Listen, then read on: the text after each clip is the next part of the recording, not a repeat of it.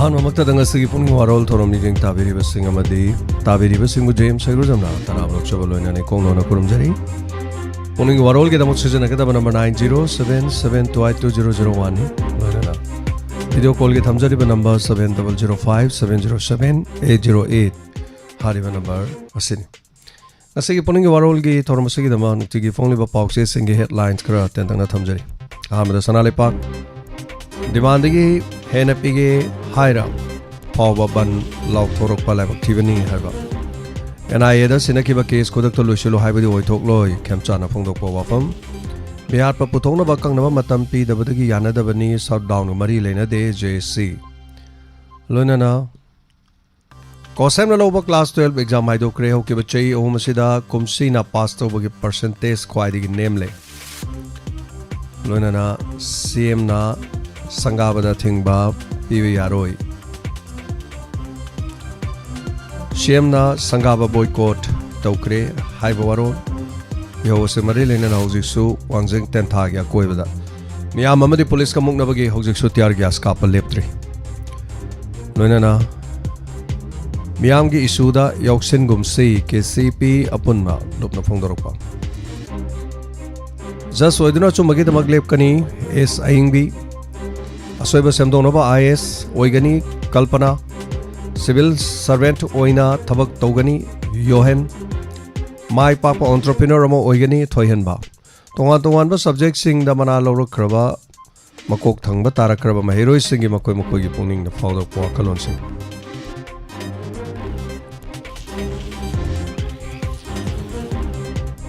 Total सदान सोगतुना यारिपोक्ता लैबा लैंगा केलोइसंग सिंग मियामना सो लोनसिनख्रे सिदा नतना तोंगा तोंगानबा पाउसे खरगी headlines खरसु तेंतंगना पिजरी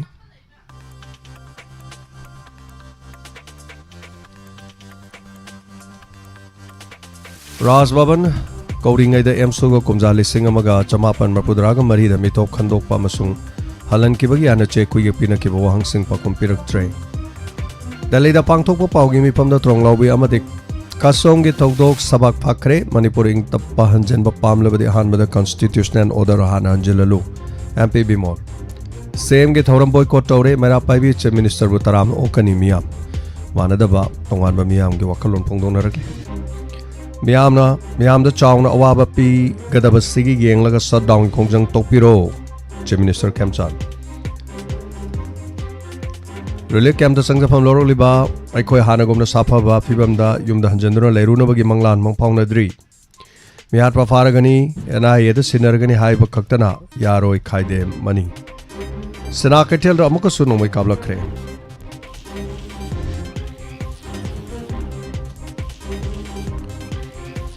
मफम क्यादा लंबी थिंकी मैरागी रैली वाकत मिफम चथकी पोंगनाफम पाउसे हेडलाइंस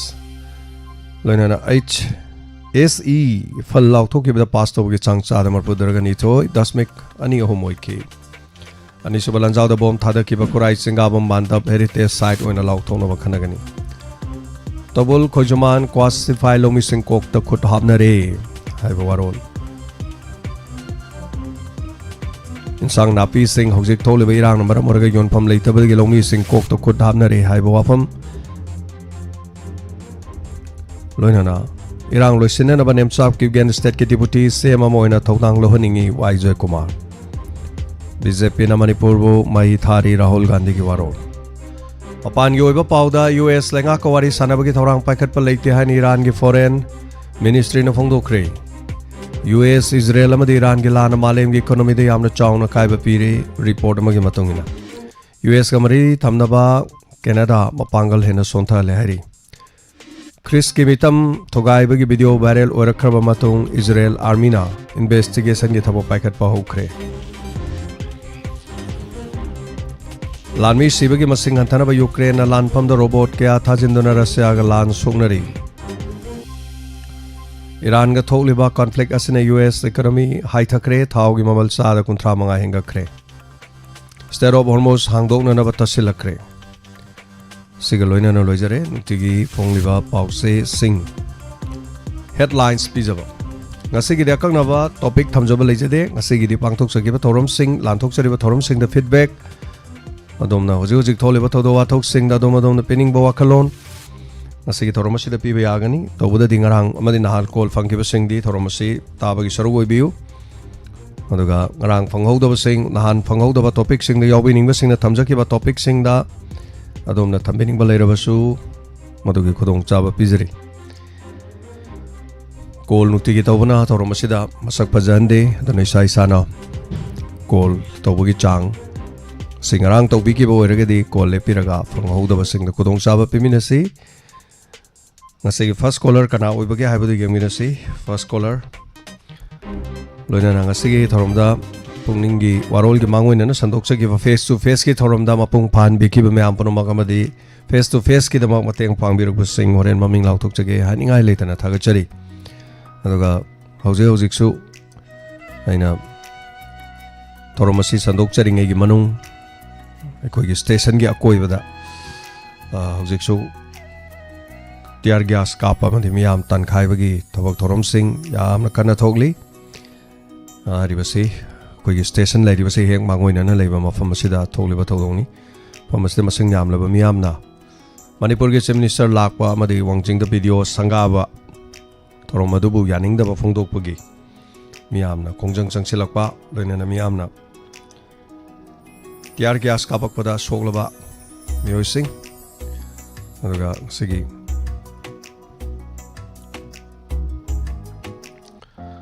ꯍꯜꯂꯣ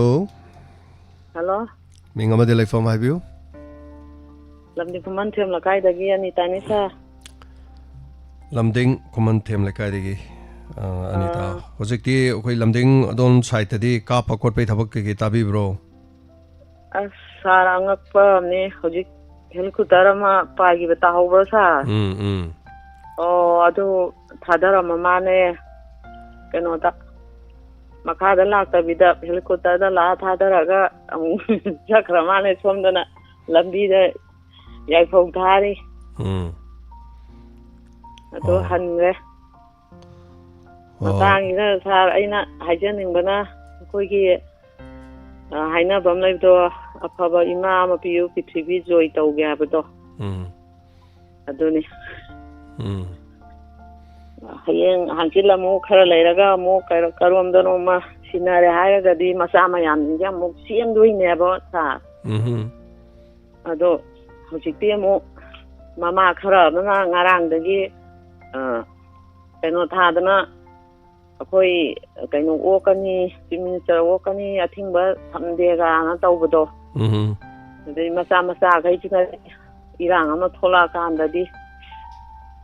ꯆꯦꯟꯗꯣꯏꯅꯦꯕ ꯑꯗꯩ ꯂꯩꯕ ꯑꯃꯨꯛ ꯍꯧꯔꯔꯣꯏ ꯃꯃꯥ ꯑꯣꯏꯕꯤꯁꯤꯡꯗꯨꯅ ꯑꯃꯨꯛ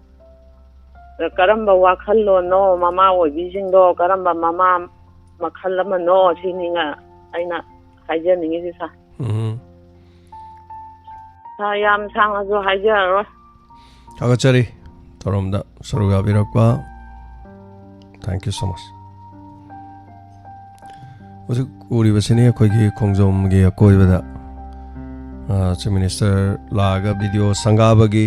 ꯍꯥꯏꯕ ꯇꯥꯔꯦ ꯆꯤꯐ ꯃꯤꯅꯤꯁꯇꯔ ꯍꯦꯂꯤꯀꯣꯞꯇꯔꯅ ꯀꯩꯅꯣ ꯇꯧꯈ꯭ꯔꯦ ꯄꯨꯈ꯭ꯔꯦ ꯍꯥꯏꯇꯥꯔꯦ ꯑꯩꯈꯣꯏ ꯁꯤꯒꯤ ꯃꯐꯝꯗꯒꯤ ꯑꯗꯨꯒ ꯍꯜꯂꯣ ꯁꯥꯔ ꯃꯤꯡ ꯑꯃꯗꯤ ꯂꯩꯐꯝ ꯍꯥꯏꯕꯤꯌꯨ ꯑꯣ ꯁꯥꯔ ꯑꯩꯒꯤ ꯃꯤꯡ ꯁꯣꯅꯦꯠ ꯀꯧꯋꯦ ꯑꯩ ꯂꯤꯂꯣꯡ ꯑꯔꯥꯞꯇꯤꯗꯒꯤꯅꯤ ꯁꯥꯔ ꯑꯩ ꯍꯧꯖꯤꯛ ꯃꯄꯥꯟ ꯂꯝꯗ ꯁꯥꯟꯅꯔꯒ ꯂꯩꯖꯕꯅꯦꯕ ꯀꯔꯤ ꯃꯁꯥꯟꯅ ꯇꯧꯕꯤꯕꯅꯣ ꯑꯩ ꯍꯧꯖꯤꯛ ꯑꯦꯀ꯭ꯔꯣꯕꯦꯠ ꯃꯁꯥꯟꯅꯕ ꯑꯩꯈꯣꯏ ꯑꯣꯜ ꯃꯅꯤꯄꯨꯔ ꯑꯦꯀ꯭ꯔꯣꯕꯦꯇꯤꯛ ꯑꯗꯨꯗ ꯂꯩꯖꯕꯅꯦ ꯍꯟꯗꯛꯁꯦ ꯌꯥꯝꯅ ꯅꯨꯡꯉꯥꯏꯖꯕ ꯍꯥꯏꯇꯥꯔꯦ ꯁꯥꯔꯒꯤ ꯗꯥꯏꯃꯟ ꯆꯦꯅꯦꯜꯒꯤꯁꯤꯗ ꯑꯩꯈꯣꯏ ꯍꯟꯗꯛꯁꯦ ꯑꯩꯅ ꯄꯥꯎ ꯑꯃ ꯊꯦꯡꯅꯖꯕ ꯏꯌꯥꯝꯕ ꯑꯃꯒꯤ ꯀꯨꯏꯅ ꯄꯥꯎ ꯐꯥꯎꯅꯖꯔꯨꯗ꯭ꯔꯕ ꯑꯩꯈꯣꯏ ꯍꯥꯟꯅ ꯃꯁꯥꯟꯅ ꯑꯗꯨꯗ ꯌꯥꯎꯕꯤꯔꯝꯕ ꯍꯥꯏꯇꯥꯔꯦ ꯑꯗ ꯃꯥꯒꯤ ꯃꯆꯥꯒꯤ ꯁꯨꯃꯥꯏꯅ ꯅꯥꯕꯒꯤꯅꯦꯅ ꯁꯥꯔ ꯍꯣꯏꯁꯨ ꯊꯥꯒꯠꯄ ꯊꯦꯡꯅꯖꯕ ꯑꯊꯣꯏꯕꯒꯤ ꯃꯄꯥ ꯁꯨꯔꯖꯤꯠ ꯍꯣꯏ ꯁꯨꯔꯖꯤꯠ ꯏꯌꯥꯝꯕ ꯁꯨꯔꯖꯤꯠꯀꯤ ꯁꯨꯔꯖꯤꯠꯁꯨ ꯍꯥꯟꯅ ꯑꯦꯀ꯭ꯔꯣꯕꯦꯠꯁꯤ ꯁꯥꯟꯅꯔꯝꯕ꯭ꯔꯣ ꯁꯥꯔ ꯍꯥꯟꯅ ꯁꯥꯟꯅꯔꯝꯃꯦ ꯏꯌꯥꯝꯕ ꯁꯨꯔꯖꯤꯠꯁꯨ ꯑꯗ ꯑꯩꯈꯣꯏꯁꯦ ꯀꯨꯏꯅ ꯄꯨꯜꯂꯨꯗ꯭ꯔꯕ ꯍꯥꯏꯇꯥꯔꯦ ꯑꯗ ꯅꯍꯥꯟꯗꯤ ꯗꯥꯏꯃꯟ ꯆꯦꯅꯦꯜꯒꯤꯁꯤ ꯁꯨꯃꯥꯏꯅ ꯇꯧꯔ ꯊꯥꯒꯠꯂꯛꯄ ꯊꯦꯡꯅꯖꯕ ꯑꯗꯣ ꯑꯩꯈꯣꯏꯒꯤ ꯑꯦꯁꯣꯁꯤꯌꯦꯁꯟꯒꯤ ꯁꯥꯏꯠꯇꯒꯤꯁꯨ ꯑꯩꯈꯣꯏꯅ ꯏꯌꯥꯝꯕꯒꯤ ꯑꯣꯏꯅ ꯑꯉꯝꯕ ꯈꯇꯪ ꯁꯨꯝ ꯃꯇꯦꯡ ꯄꯥꯡꯖꯕ ꯍꯥꯏꯇꯥꯔꯦ ꯑꯣꯀꯦ ꯌꯥꯝ ꯐꯩ ꯌꯥꯝ ꯅꯨꯡꯉꯥꯏꯕ ꯋꯥꯅꯤ ꯑꯗ ꯃꯇꯨꯡ ꯇꯥꯔꯛꯄꯗꯁꯨ ꯑꯩꯈꯣꯏꯅ ꯍꯧꯖꯤꯛ ꯃꯅꯤꯄꯨꯔꯗ ꯊꯣꯛꯏꯕ ꯏꯔꯥꯡ ꯑꯣꯏꯔꯒꯁꯨ ꯑꯩꯈꯣꯏꯒꯤ ꯑꯦꯁꯣꯁꯤꯌꯦꯁꯟꯒꯤ ꯁꯥꯏꯠꯇꯒꯤ ꯑꯩꯈꯣꯏꯅ ꯑꯉꯝꯕ ꯁꯨꯝ ꯃꯇꯦꯡ ꯄꯥꯡꯒꯦꯅ ꯑꯗꯨꯝ ꯈꯜꯂꯒ ꯂꯩꯅꯕ ꯑꯩꯈꯣꯏꯒꯤ ꯐꯝ ꯄꯥꯏꯔꯤꯕ ꯀꯥꯡꯕꯨꯉꯩꯁꯤꯅ ꯌꯥꯝ ꯅꯨꯡꯉꯥꯏ ꯑꯗꯣ ꯑꯗꯨꯃꯥꯏꯅ ꯇꯧꯗꯅ ꯑꯩꯈꯣꯏꯒꯤ ꯃꯩꯇꯩ ꯅꯨꯡꯁꯥꯒꯨꯝꯕ ꯃꯩꯇꯩ ꯅꯨꯡꯁꯥ ꯍꯥꯏꯁꯦ ꯉꯁꯥꯏꯒꯤ ꯂꯥꯟ ꯀꯥꯞꯄ ꯈꯣꯠꯄ ꯑꯗꯨ ꯅꯠꯇꯦꯀꯣ ꯃꯩꯇꯩ ꯅꯨꯡꯁꯥꯅ ꯁꯨꯝ ꯍꯣꯏ ꯃꯇꯦꯡ ꯄꯥꯡꯕ ꯍꯥꯏꯇꯥꯔꯦ ꯃꯇꯦꯡ ꯄꯥꯡꯕ ꯒ꯭ꯔꯨꯞ ꯑꯃ ꯂꯩꯌꯦ ꯑꯗꯨꯅ ꯃꯈꯣꯏꯁꯨ ꯑꯗꯨꯃꯥꯏꯅ ꯇꯧꯗꯅ ꯑꯋꯥ ꯑꯅꯥꯗ ꯃꯇꯦꯡ ꯌꯥꯝ ꯄꯥꯡꯉꯤ ꯍꯥꯏꯇꯥꯔꯦ ꯍꯟꯗꯛꯁꯨ ꯗꯦꯜꯂꯤꯗ ꯂꯩꯕ ꯑꯩꯈꯣꯏ ꯏꯆꯦ ꯖꯦꯕꯦꯂꯣꯇꯥ ꯍꯣꯏꯒꯤ ꯇꯤꯝ ꯑꯃ ꯃꯣꯏ ꯇꯤꯝꯗꯣ ꯑꯩ ꯃꯃꯤꯡꯗꯤ ꯀꯥꯎꯔꯦ ꯑꯗꯣ ꯃꯈꯣꯏꯒꯤꯁꯨ ꯑꯗꯨꯃꯥꯏꯅ ꯇꯧꯗꯅ ꯑꯊꯣꯏꯕꯒꯤꯗ ꯃꯇꯦꯡ ꯄꯥꯡꯒꯅꯤ ꯍꯥꯏꯔꯛꯄ ꯂꯩꯌꯦ ꯌꯥꯝ ꯅꯨꯡꯉꯥꯏ ꯑꯗꯨꯃꯥꯏꯅ ꯃꯇꯦꯡ ꯄꯥꯡꯕꯤꯒꯦ ꯀꯥꯏꯅ ꯍꯥꯏꯔꯛꯄꯁꯦꯀꯣ ꯌꯥꯝ ꯅꯨꯡꯉꯥꯏꯖꯩ ꯏꯅꯥꯎ ꯁꯣꯅꯦꯠ ꯍꯧꯖꯤꯛꯁꯨ ꯁꯥꯟꯅꯕꯁꯤ ꯃꯈꯥ ꯆꯠꯊꯕꯤꯔꯤꯕ꯭ꯔꯥ ꯑꯗꯨꯒ ꯗꯦꯜꯂꯤꯗ ꯁꯨꯝ ꯂꯩꯕꯤꯕ꯭ꯔꯥ ꯀꯃꯥꯏꯅ ꯇꯧꯕꯅꯣ ꯁꯥꯔ ꯑꯩ ꯍꯧꯖꯤꯛꯁꯦ ꯑꯩ ꯄꯨꯅꯦꯗ ꯂꯩꯔꯤ ꯑꯩꯁꯦ ꯁꯥꯟꯅꯕꯒꯤꯗꯣ ꯃꯈꯥ ꯑꯗꯨꯝ ꯁꯥꯟꯅꯕ ꯂꯩꯔꯤ ꯑꯗꯣ ꯑꯩꯈꯣꯏ ꯁꯥꯟꯅꯔꯤꯕ ꯑꯩꯈꯣꯏꯒꯤ ꯏꯟꯗꯤꯌꯥꯒꯤ ꯃꯐꯝ ꯖꯒꯥ ꯑꯇꯣꯞꯄꯗ ꯂꯩꯅꯔꯤꯕ ꯃꯌꯥꯝꯁꯦ ꯑꯩꯈꯣꯏ ꯄꯨꯂꯞ ꯇꯥꯁꯟꯅꯔꯒ ꯑꯩꯈꯣꯏ ꯑꯦꯁꯣꯁꯤꯌꯦꯁꯟ ꯑꯣꯜ ꯃꯅꯤꯄꯨꯔ ꯑꯦꯀ꯭ꯔꯣꯕꯦꯠ ꯑꯦꯁꯣꯁꯤꯌꯦꯁꯟꯅ ꯏꯌꯥꯝꯕ ꯁꯨꯖꯤꯠꯀꯤ ꯑꯗꯨꯝꯇ ꯑꯩꯈꯣꯏꯅ ꯃꯇꯦꯡ ꯈꯔ ꯍꯟꯗꯛ ꯄꯥꯡꯖꯒꯦꯕ ꯀꯩꯅꯣ ꯇꯧꯕ ꯍꯥꯏꯇꯥꯔꯦ ꯌꯥꯝ ꯅꯨꯡꯉꯥꯏꯖꯩ ꯍꯥꯏꯔꯤꯕꯁꯦ ꯏꯅꯥꯎ ꯁꯣꯅꯦꯠ ꯊꯦꯡꯛ ꯌꯨ ꯁꯣ ꯃꯆ ꯊꯧꯔꯝ ꯁꯔꯨꯛ ꯌꯥꯕꯤꯔꯛꯄꯁꯤꯒꯤꯗ ꯑꯩꯈꯣꯏꯁꯨ ꯃꯥꯒꯤ ꯃꯁꯥꯒꯤ ꯑꯊꯣꯏꯕꯒꯤꯗꯃꯛ ꯉꯝꯖꯕ ꯃꯇꯦꯡ ꯈꯔ ꯑꯩꯈꯣꯏ ꯈꯥꯏꯖꯔꯤ ꯍꯥꯏꯇꯥꯔꯦꯀꯣ ꯍꯧꯖꯤꯛꯁꯦ ꯑꯗꯣ ꯑꯩꯈꯣꯏ ꯁꯤꯟꯅꯕꯗꯤ ꯂꯩꯇ꯭ꯔꯤ ꯑꯗꯨꯕꯨ ꯑꯩꯈꯣꯏ ꯈꯔ ꯈꯤꯇꯪ ꯁꯦꯟ ꯈꯤꯇꯪ ꯌꯥꯝꯃꯀꯥꯟꯗ ꯃꯉꯣꯟꯗ ꯁꯤꯟꯅꯒꯦꯅ ꯈꯟꯕ ꯑꯗꯨꯃꯥꯏꯅ ꯇꯧꯕ ꯑꯃꯁꯨ ꯂꯩꯖꯔꯤ ꯍꯥꯏꯇꯥꯔꯦ ꯑꯗꯣ ꯃꯥꯁꯦ ꯑꯩꯈꯣꯏ ꯗꯣꯅꯔ ꯃꯦꯝꯕꯔꯅꯤ ꯗꯣꯅꯔ ꯃꯦꯝꯕꯔ ꯍꯥꯏꯁꯦ ꯑꯩꯈꯣꯏ ꯁꯤꯗꯩꯗ ꯊꯥꯒꯤ ꯂꯨꯄꯥ ꯆꯥꯝꯃ ꯊꯥꯡꯒꯠꯂꯒ ꯃꯦꯝꯕꯔ ꯑꯣꯏꯕꯅꯤ ꯑꯗꯣ ꯍꯥꯏꯔꯤꯕ ꯃꯦꯝꯕꯔꯗꯨ ꯑꯣꯏꯕꯅꯤꯅ ꯑꯩꯈꯣꯏ ꯃꯦꯝꯕꯔꯒꯤ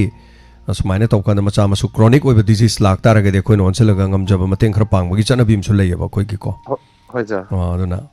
ꯃꯁꯤꯅꯤ ꯑꯉꯝ ꯑꯉꯝꯕ ꯍꯥꯏꯇꯥꯔꯦꯅꯦꯀꯣ ꯌꯥꯝ ꯅꯨꯡꯉꯥꯏꯖꯔꯦ ꯏꯅꯥꯎ ꯊꯦꯡꯛ ꯌꯨ ꯁꯣ ꯃꯆ ꯃꯇꯝ ꯄꯨꯝꯅꯃꯛꯇ ꯃꯥꯏ ꯄꯥꯛꯄ ꯑꯣꯏꯕꯤꯌꯨ ꯍꯦꯟꯅ ꯏꯃꯥ ꯂꯩꯕꯥꯛꯀꯤ ꯃꯤꯡꯆꯠ ꯄꯨꯔꯛꯄ ꯑꯗꯨ ꯍꯦꯟꯅ ꯑꯐꯕ ꯑꯣꯏꯕꯤꯌꯨ ꯍꯥꯏꯕꯁꯦ ꯍꯥꯏꯖꯔꯤ ꯍꯣꯏ ꯑꯣꯏꯖꯒꯦ ꯁꯥꯔ ꯊꯦꯡꯛ ꯌꯨ ꯊꯝꯖꯔꯒꯦ thank you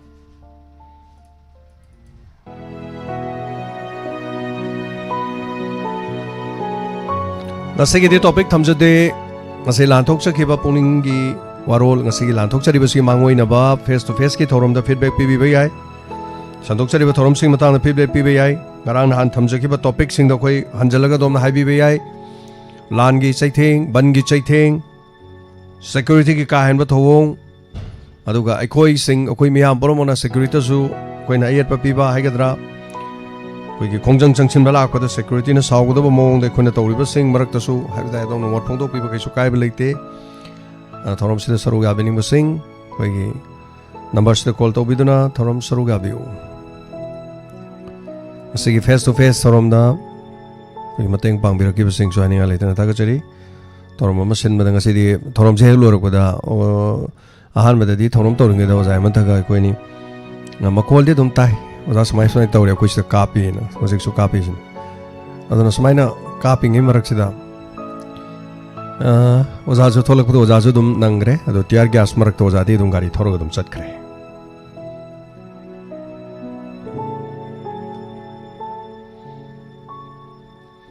hello hello hello ꯀꯔꯤ ꯍꯥꯏꯕꯤꯕ ꯃꯤꯡ ꯂꯩꯐꯝ ꯍꯥꯏꯕꯤꯌꯨ ꯋꯥꯡꯄꯠꯅ ꯏꯃꯥꯃꯅꯤꯅꯦ ꯏꯃꯥ ꯅꯥꯕꯗ ꯅꯥꯔꯕ꯭ꯔꯣ ꯗꯣꯛꯇꯔ ꯀꯩꯗꯧꯔꯒꯦ ꯆꯠꯐꯝ ꯂꯩꯇ꯭ꯔꯦ ꯂꯥꯟꯒꯤ ꯆꯩꯊꯦꯡ ꯐꯪꯉꯦ ꯏꯃꯥ ꯅꯥꯔꯕ꯭ꯔꯣ ꯀꯩꯗꯧꯔꯒꯦ ꯈꯣꯟꯖꯦꯜꯗꯣ ꯁꯤꯔꯤꯗꯨꯕꯣ ꯀꯨꯏꯔꯦ ꯉꯔꯥꯡ ꯇꯥꯡ 1ꯗꯩ ꯅꯥꯔꯛꯄꯅꯤ ꯍꯧꯖꯤꯛꯐꯥꯎ ꯍꯧꯒꯠ ꯉꯝꯗꯅ ꯆꯠ ꯉꯝꯗꯅ ꯐꯃꯨꯡꯗ ꯂꯩꯌꯦ ꯀꯔꯤ ꯑꯣꯏꯅ ꯉꯝꯗ꯭ꯔꯤꯅꯣ ꯁꯨꯒꯔ ꯇꯧꯔꯝꯕꯗꯒꯤ ꯀꯣꯂꯦꯁꯇ꯭ꯔꯣꯜ ꯑꯗꯨꯁꯨ ꯋꯥꯡꯉꯦ ꯑꯗꯒꯤ ꯏꯁꯤꯡ ꯆꯠꯄꯗ ꯊꯥꯎ ꯌꯥꯎꯏ ꯀꯩꯅꯣ ꯃꯌꯥꯝ ꯋꯥꯡꯉꯦꯅ ꯉꯔꯥꯡ ꯅꯨꯡꯗꯥꯡꯁꯨ ꯑꯍꯤꯡꯗ ꯄꯨꯈꯠꯂꯨꯏ ꯄꯥꯡꯕꯣꯛ ꯗꯥꯛꯇꯔꯗ ꯏꯃꯥꯗꯤ ꯗꯣꯛꯇꯔꯗ ꯆꯠꯂꯨꯔꯒ ꯍꯜꯂꯛꯑꯒ ꯐꯣꯟ ꯇꯧꯕꯁꯨ ꯉꯝꯃꯤꯅꯦ ꯏꯃꯥꯗꯤꯀꯣ ꯍꯣꯏ ꯍꯣꯏ ꯏꯃꯥ ꯐꯖꯔꯛꯆꯅꯤꯗ ꯑꯗꯨꯝ ꯀꯣ ꯀꯣꯂꯦꯁꯇ꯭ꯔꯣꯜ ꯋꯥꯡꯕꯗꯨꯗꯤ ꯀꯩꯁꯨ ꯅꯠꯇꯦ ꯏꯃꯥ ꯊꯥꯎ ꯊꯨꯝ ꯈꯔ ꯀꯛꯄꯤꯔꯣ ꯉꯥ ꯆꯥꯛ ꯈꯔ ꯀꯛꯄꯤꯔꯒ ꯑꯗꯨꯝ ꯈꯔ ꯀꯥꯡꯁꯣꯏ ꯅꯨꯡꯁꯣꯏꯈꯔ ꯆꯥꯔꯣ ꯊꯨꯝ ꯃꯣꯔꯣꯛ ꯈꯔ ꯍꯟꯊꯔꯣ ꯑꯆꯝꯕ ꯈꯔ ꯆꯥꯕꯤꯌꯣ ꯏꯃꯥ ꯑꯗꯨꯗꯤ ꯌꯥꯝ ꯑꯔꯨꯕ ꯆꯠꯄꯗꯣ ꯅꯠꯇꯦ ꯁꯨꯡꯉꯝ ꯉꯝꯗꯤꯌꯦ ꯈꯣꯡꯁꯦ ꯊꯥꯡꯉ ꯆꯠꯄꯗ ꯀꯣꯛꯎ ꯉꯥꯎꯗꯅ ꯍꯣꯏ ꯍꯣꯏ ꯏꯃꯥ ꯑꯗꯨꯕꯨ ꯑꯩꯈꯣꯏꯅꯗꯤ ꯀꯔꯤ ꯇꯧꯕ ꯉꯝꯖꯔꯨꯅꯤ ꯏꯃꯥꯒꯤꯗꯣ ꯅꯨꯡꯉꯥꯏꯇꯦ ꯍꯥꯏꯕ ꯅꯠꯇꯅ ꯑꯗꯣ ꯍꯤꯗꯥꯛ ꯒꯨꯂꯤ ꯑꯗꯨꯝ ꯆꯥꯊꯣꯛꯄꯤꯔꯣ ꯏꯃꯥ ꯌꯥꯝ ꯌꯥꯡꯅ ꯐꯔꯛꯀꯅꯤꯗ ꯏꯃꯥ ꯀꯣꯂꯦꯁꯇ꯭ꯔꯣꯜ ꯈꯤꯇꯪ ꯍꯦꯟꯕ ꯀꯣꯛ ꯉꯥꯎꯕ ꯈꯣꯠꯄ ꯍꯥꯏꯗꯨꯗꯤ ꯁꯤꯗ ꯀꯦꯟꯁꯔ ꯅꯥꯕ ꯑꯗꯒꯤꯗꯤ ꯑꯔꯨꯕ ꯗꯥꯏꯂꯥꯏꯁꯤꯁ ꯇꯧꯔꯤꯕ ꯀꯤꯗꯅꯤ ꯐꯦꯜ ꯑꯣꯏꯔꯤꯕ ꯃꯌꯥꯝ ꯍꯥꯏꯇꯥꯔꯦ ꯁꯤꯒꯨꯝꯕ ꯑꯅꯥꯕꯗꯤ ꯅꯠꯇꯦꯕ ꯏꯃꯥ ꯑꯗꯣ ꯏꯃꯥ ꯐꯖꯅ ꯄꯣꯊꯥꯕꯤꯔꯣ ꯊꯥꯎ ꯊꯨꯝ ꯈꯔ ꯀꯛꯊꯕꯤꯔో ꯅꯨꯡꯉꯥꯏꯅ ꯑꯩꯈꯣꯏꯒꯤ ꯊꯧꯔꯝ ꯇꯥꯔꯒ ꯊꯧꯔꯝ ꯁꯔꯨꯛ ꯌꯥꯗꯅ ꯂꯩꯕꯤꯌꯨ ꯏꯃꯥ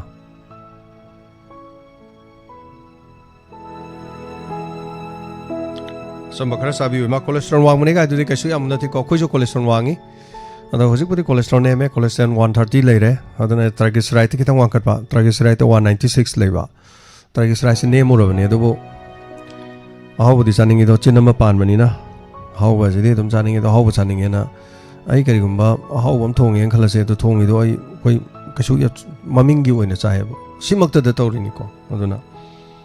ꯑꯦꯅꯤꯋꯦ ꯑꯃ ꯑꯣꯏꯔꯦ ꯃꯊꯪ ꯀꯣꯂꯔ ꯂꯧꯈꯠꯆꯔꯤ ꯍꯜꯂꯣ ꯃꯤꯡ ꯑꯃꯗꯤ ꯂꯩꯐꯝ ꯍꯥꯏꯕꯤꯁꯤ ꯁꯥꯔ ꯑꯩ ꯁꯣꯝꯂꯥꯅꯤ ꯂꯪꯗꯕꯥꯟꯗꯒꯤ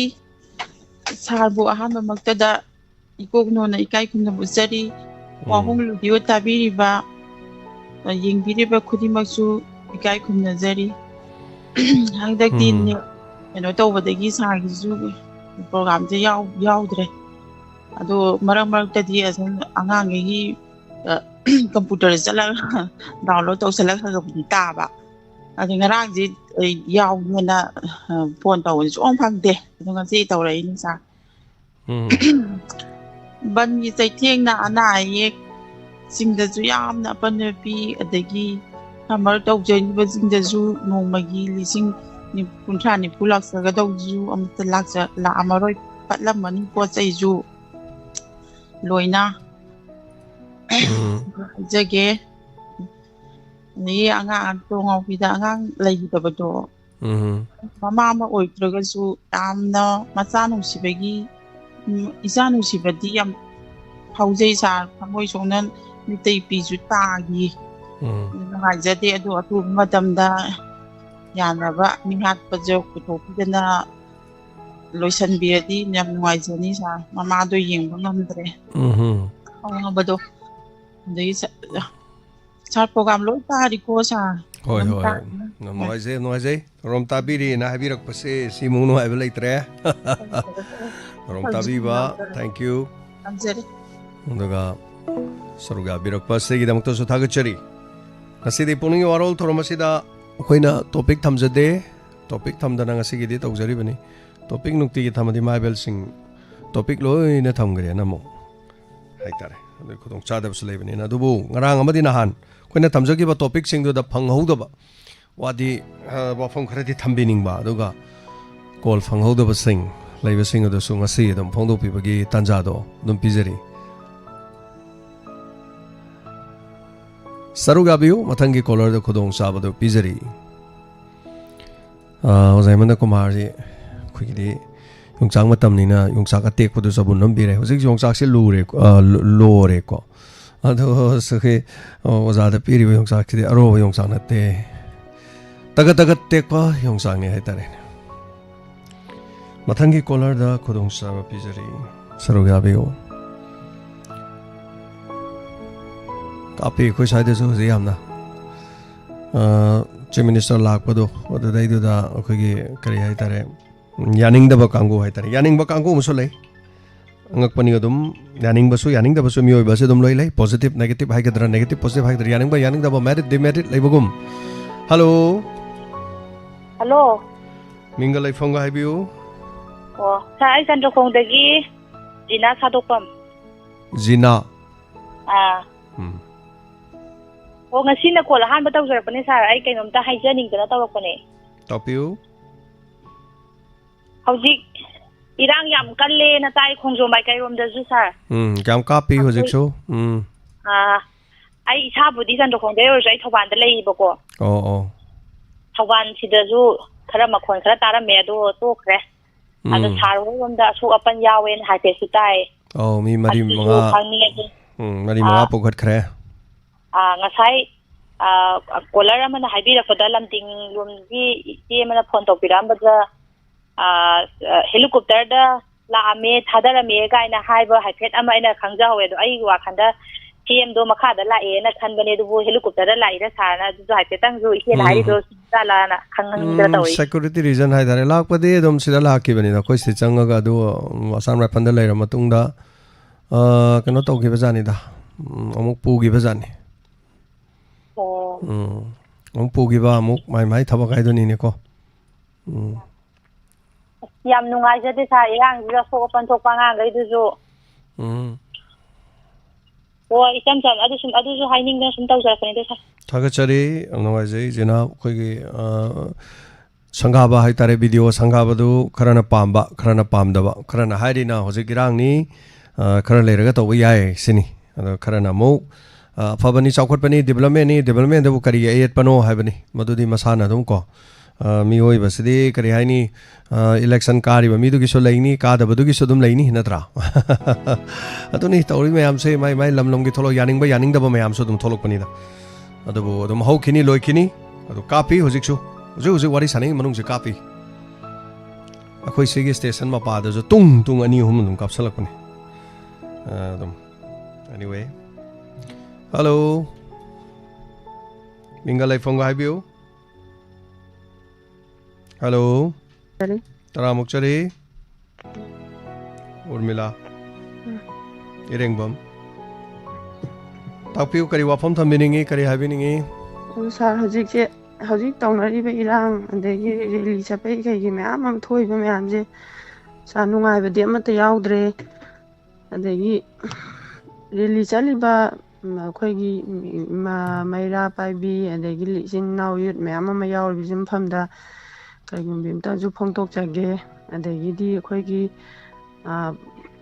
सिक्युरिटी की साइड लेरिबसिंजु मफमदजु आई करीगुम्बि अमता हाइजगे अदुगा इमा इबेन चलिबा अदई सिनाउ मैम अमा याउरबसिगी साइडतेजु मुइबुसु दुम फ्री ओइना दुम चलहनबियो दुम हादि ngak selaga dum chalhanbiyo moina pamjariba panthongdo yaunaba aduga chatpada yauriba sinnaw ibung pasinginaju abdi marbon kapsalai adegi yot mate kapsalai ga haje masi yari makai magi tobiganu aduga khoigi police ki side ta leibiri baibung pasinginaju tia gas ka pokopada kitang yengbiraga tobiyo chaliba ngasi hauriba hauriba mayam siju mokhoigi ju saru yauribani aduna aigi imung da leiba imani aigi pi ngangni adegi aigi inaw singdan sibiba minung sido ullaga dumbudo kitang thamaga tobiyona hajage aduga kogi iti service da leiba kogi security oina lebi hingi imung manungi nupi ngangna tabi bataraga di aigi nupa yauraga di ngasi noina chali noina nga ise mayam gisu habdin makhoi gisu yauribani khoi su yauribani adugi noina akhoi da nungsiba dumaina ima iben sing mi nungsido thambiyo adu akanba wai habadi yam athiba natabada wasangera kaidonge ge tawraga yaibo kai khut thabidanaba nupi gi order na di yaro da du urmila du ada boss na kapo hardi kapo ka doini natte da sa kitang thaidok thaijin da taw hoida dor jo no nupi na khara habiyo hardi wasa loga hairo de du lui haba ai nupi na wasa me ai horen kap ya de muk lai de du sum yaro dor ni ne natte hadi mi marak da kapsan bidabado sok na to khara instruction to biyo mayam sok to na to biyo habadi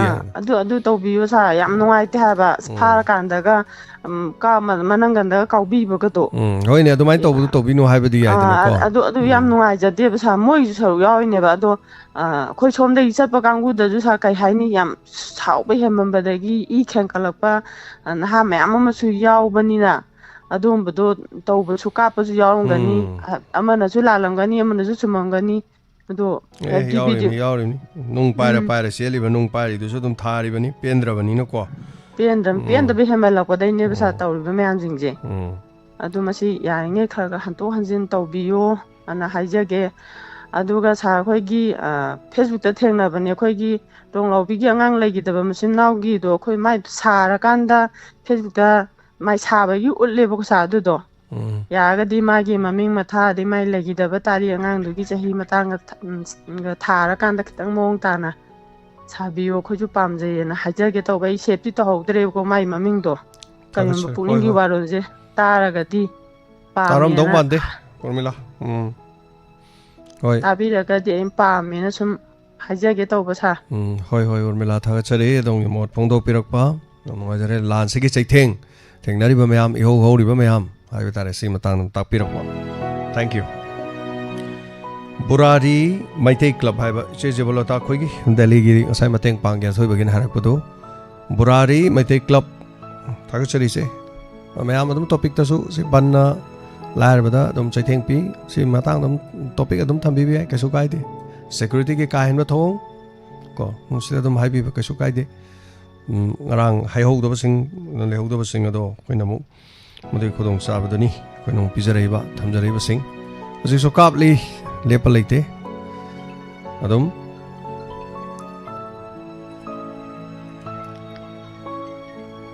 hello ꯃꯤꯡ ꯑꯃꯗꯤ ꯂꯩꯐꯝ ꯍꯥꯏꯕꯤꯌꯨ hello hello ꯁꯥꯔ ꯑꯩ ꯋꯥꯕꯒꯥꯏ ꯀꯗꯥꯏꯗꯒꯤ ꯅꯝꯃꯔꯛꯄ ꯃꯦꯅꯣ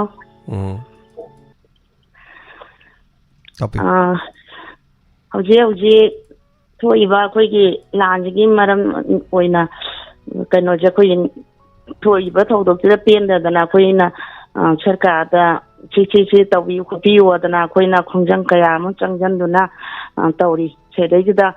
ꯅꯤꯡꯕ ꯊꯨꯡꯗꯗꯅ प्रꯖꯥꯅ ꯑꯩꯈꯣꯏ strike ꯀꯌꯥ ꯑꯃ ꯆꯠꯊꯔꯤ ꯏꯁꯇ꯭ꯔꯥꯏꯛꯁꯦ ꯍꯟꯗꯛꯀꯤ ꯏꯁꯇ꯭ꯔꯥꯏꯛꯁꯦ ꯌꯥꯝ ꯀꯜꯂꯤ ꯑꯗ ꯁꯤꯒꯤ ꯂꯥꯟꯒꯤ ꯑꯣꯏꯅ ꯍꯥꯏꯖꯔꯒꯦ ꯑꯗꯣ ꯁꯤꯒꯤ ꯏꯁꯇ꯭ꯔꯥꯏꯛꯁꯤꯗ ꯍꯥꯏꯕꯤꯌꯨ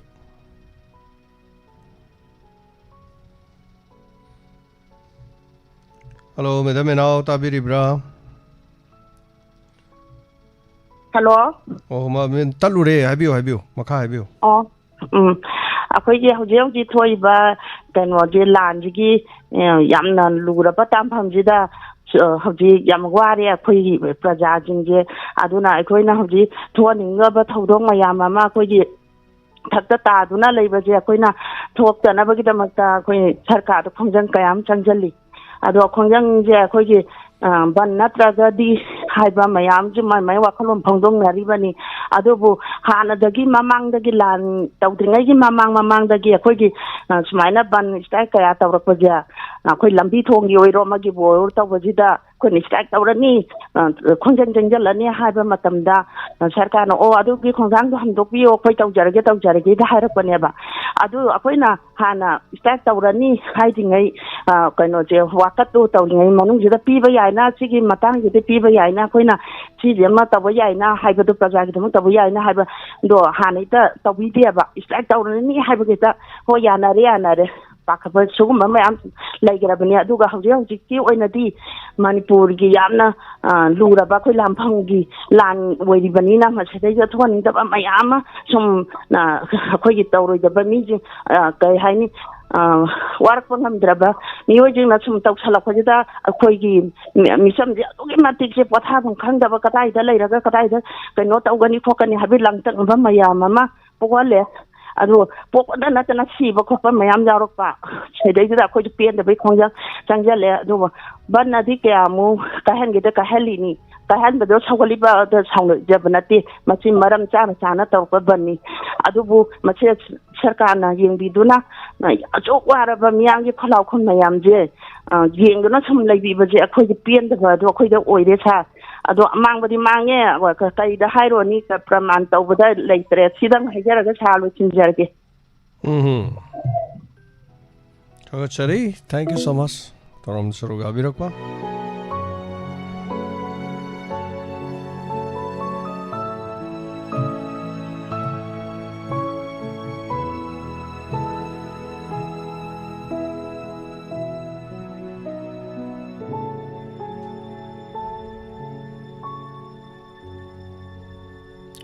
ꯃꯊꯪꯒꯤ ꯀꯣꯂꯔꯗ ꯈꯨꯗꯣꯡꯆꯥꯕ ꯄꯤꯖꯔꯤ ꯁꯔꯨꯛ ꯌꯥꯕꯤꯌꯨ ꯃꯊꯪꯒꯤ ꯀꯣꯂꯔ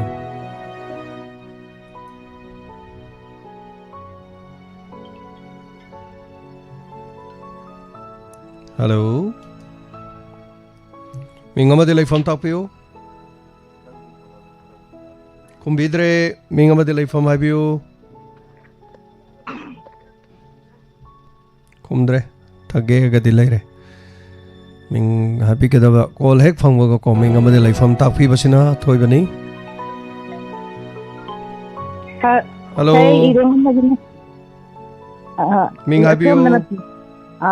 ꯑꯩ ꯏꯔꯦꯡꯕꯟ ꯃꯈꯥ ꯂꯩꯀꯥꯏꯗꯒꯤ ꯊꯣꯏꯕꯤꯅꯦ ꯇꯥꯛꯄꯤꯌꯨ ꯀꯔꯤ ꯍꯥꯏꯕꯤꯅꯤꯡꯕ ꯃꯌꯥꯝ ꯇꯧꯔꯤꯁꯦ ꯏꯍꯧꯁꯤꯗ ꯁꯔꯨꯛ ꯈꯤꯇꯪ ꯌꯥꯖꯒꯦ ꯇꯧꯕꯅꯤ ꯌꯥꯝ ꯄꯦꯟꯖꯗꯦ ꯄꯦꯟꯗꯕ ꯑꯩꯁꯦ ꯑꯗꯣ ꯌꯥꯝꯅ ꯃꯌꯥꯝꯒꯤ ꯏꯔꯥꯡ ꯑꯗꯩ ꯑꯩꯈꯣই ꯏꯆꯥ ꯏꯁꯨꯅꯤ ꯇꯧꯔꯤꯕ ꯏꯍꯧꯁꯦ ꯄꯦꯟꯗꯕꯒꯤꯅꯤ ꯇꯧꯖꯔꯤꯁꯤ ꯁꯥꯔ ꯅꯠꯇ꯭ꯔꯥ ꯑꯗꯨ ꯀꯩꯅꯣꯅ ꯃꯤꯅꯤꯁꯇꯔꯅ ꯃꯁꯤꯗ ꯃꯥꯅ ꯚꯤꯗꯤꯑꯣ ꯁꯪꯒꯥꯕꯒꯤꯅꯦꯅ ꯂꯥꯛꯀꯅꯤ ꯇꯧꯕꯁꯦ ꯑꯩꯈꯣꯏꯗꯤ ꯅꯨꯡꯉꯥꯏꯖꯗꯦ ꯄꯦꯟꯖꯗꯦ ꯃꯥ ꯁꯪꯒꯥꯕꯗꯣ ꯍꯣꯏ ꯁꯪꯒꯥꯕꯗꯣ ꯁꯪꯒꯥꯒꯅꯣ ꯍꯥꯏꯕ ꯁꯤꯌꯧꯅ ꯏꯔꯥꯡ ꯃꯌꯥꯝꯁꯤꯅ ꯌꯥꯅꯤꯡꯗ꯭ꯔꯤꯉꯩ ꯇꯥꯟꯖꯥꯁꯤꯗ ꯍꯧꯖꯤꯛꯃꯛ ꯏꯔꯥꯡꯗꯣ ꯂꯥꯛꯁꯟꯗ꯭ꯔꯤꯉꯩꯁꯤꯗ ꯁꯪꯒꯥꯕꯒꯤ ꯃꯇꯝꯁꯦ ꯃꯁꯤ ꯅꯠꯇꯕꯗꯤ ꯌꯥꯗꯕ ꯖꯥꯠꯂꯥ ꯑꯗꯒꯤ ꯂꯩꯕꯤꯔꯤꯕ ꯋꯥꯡꯖꯤꯡ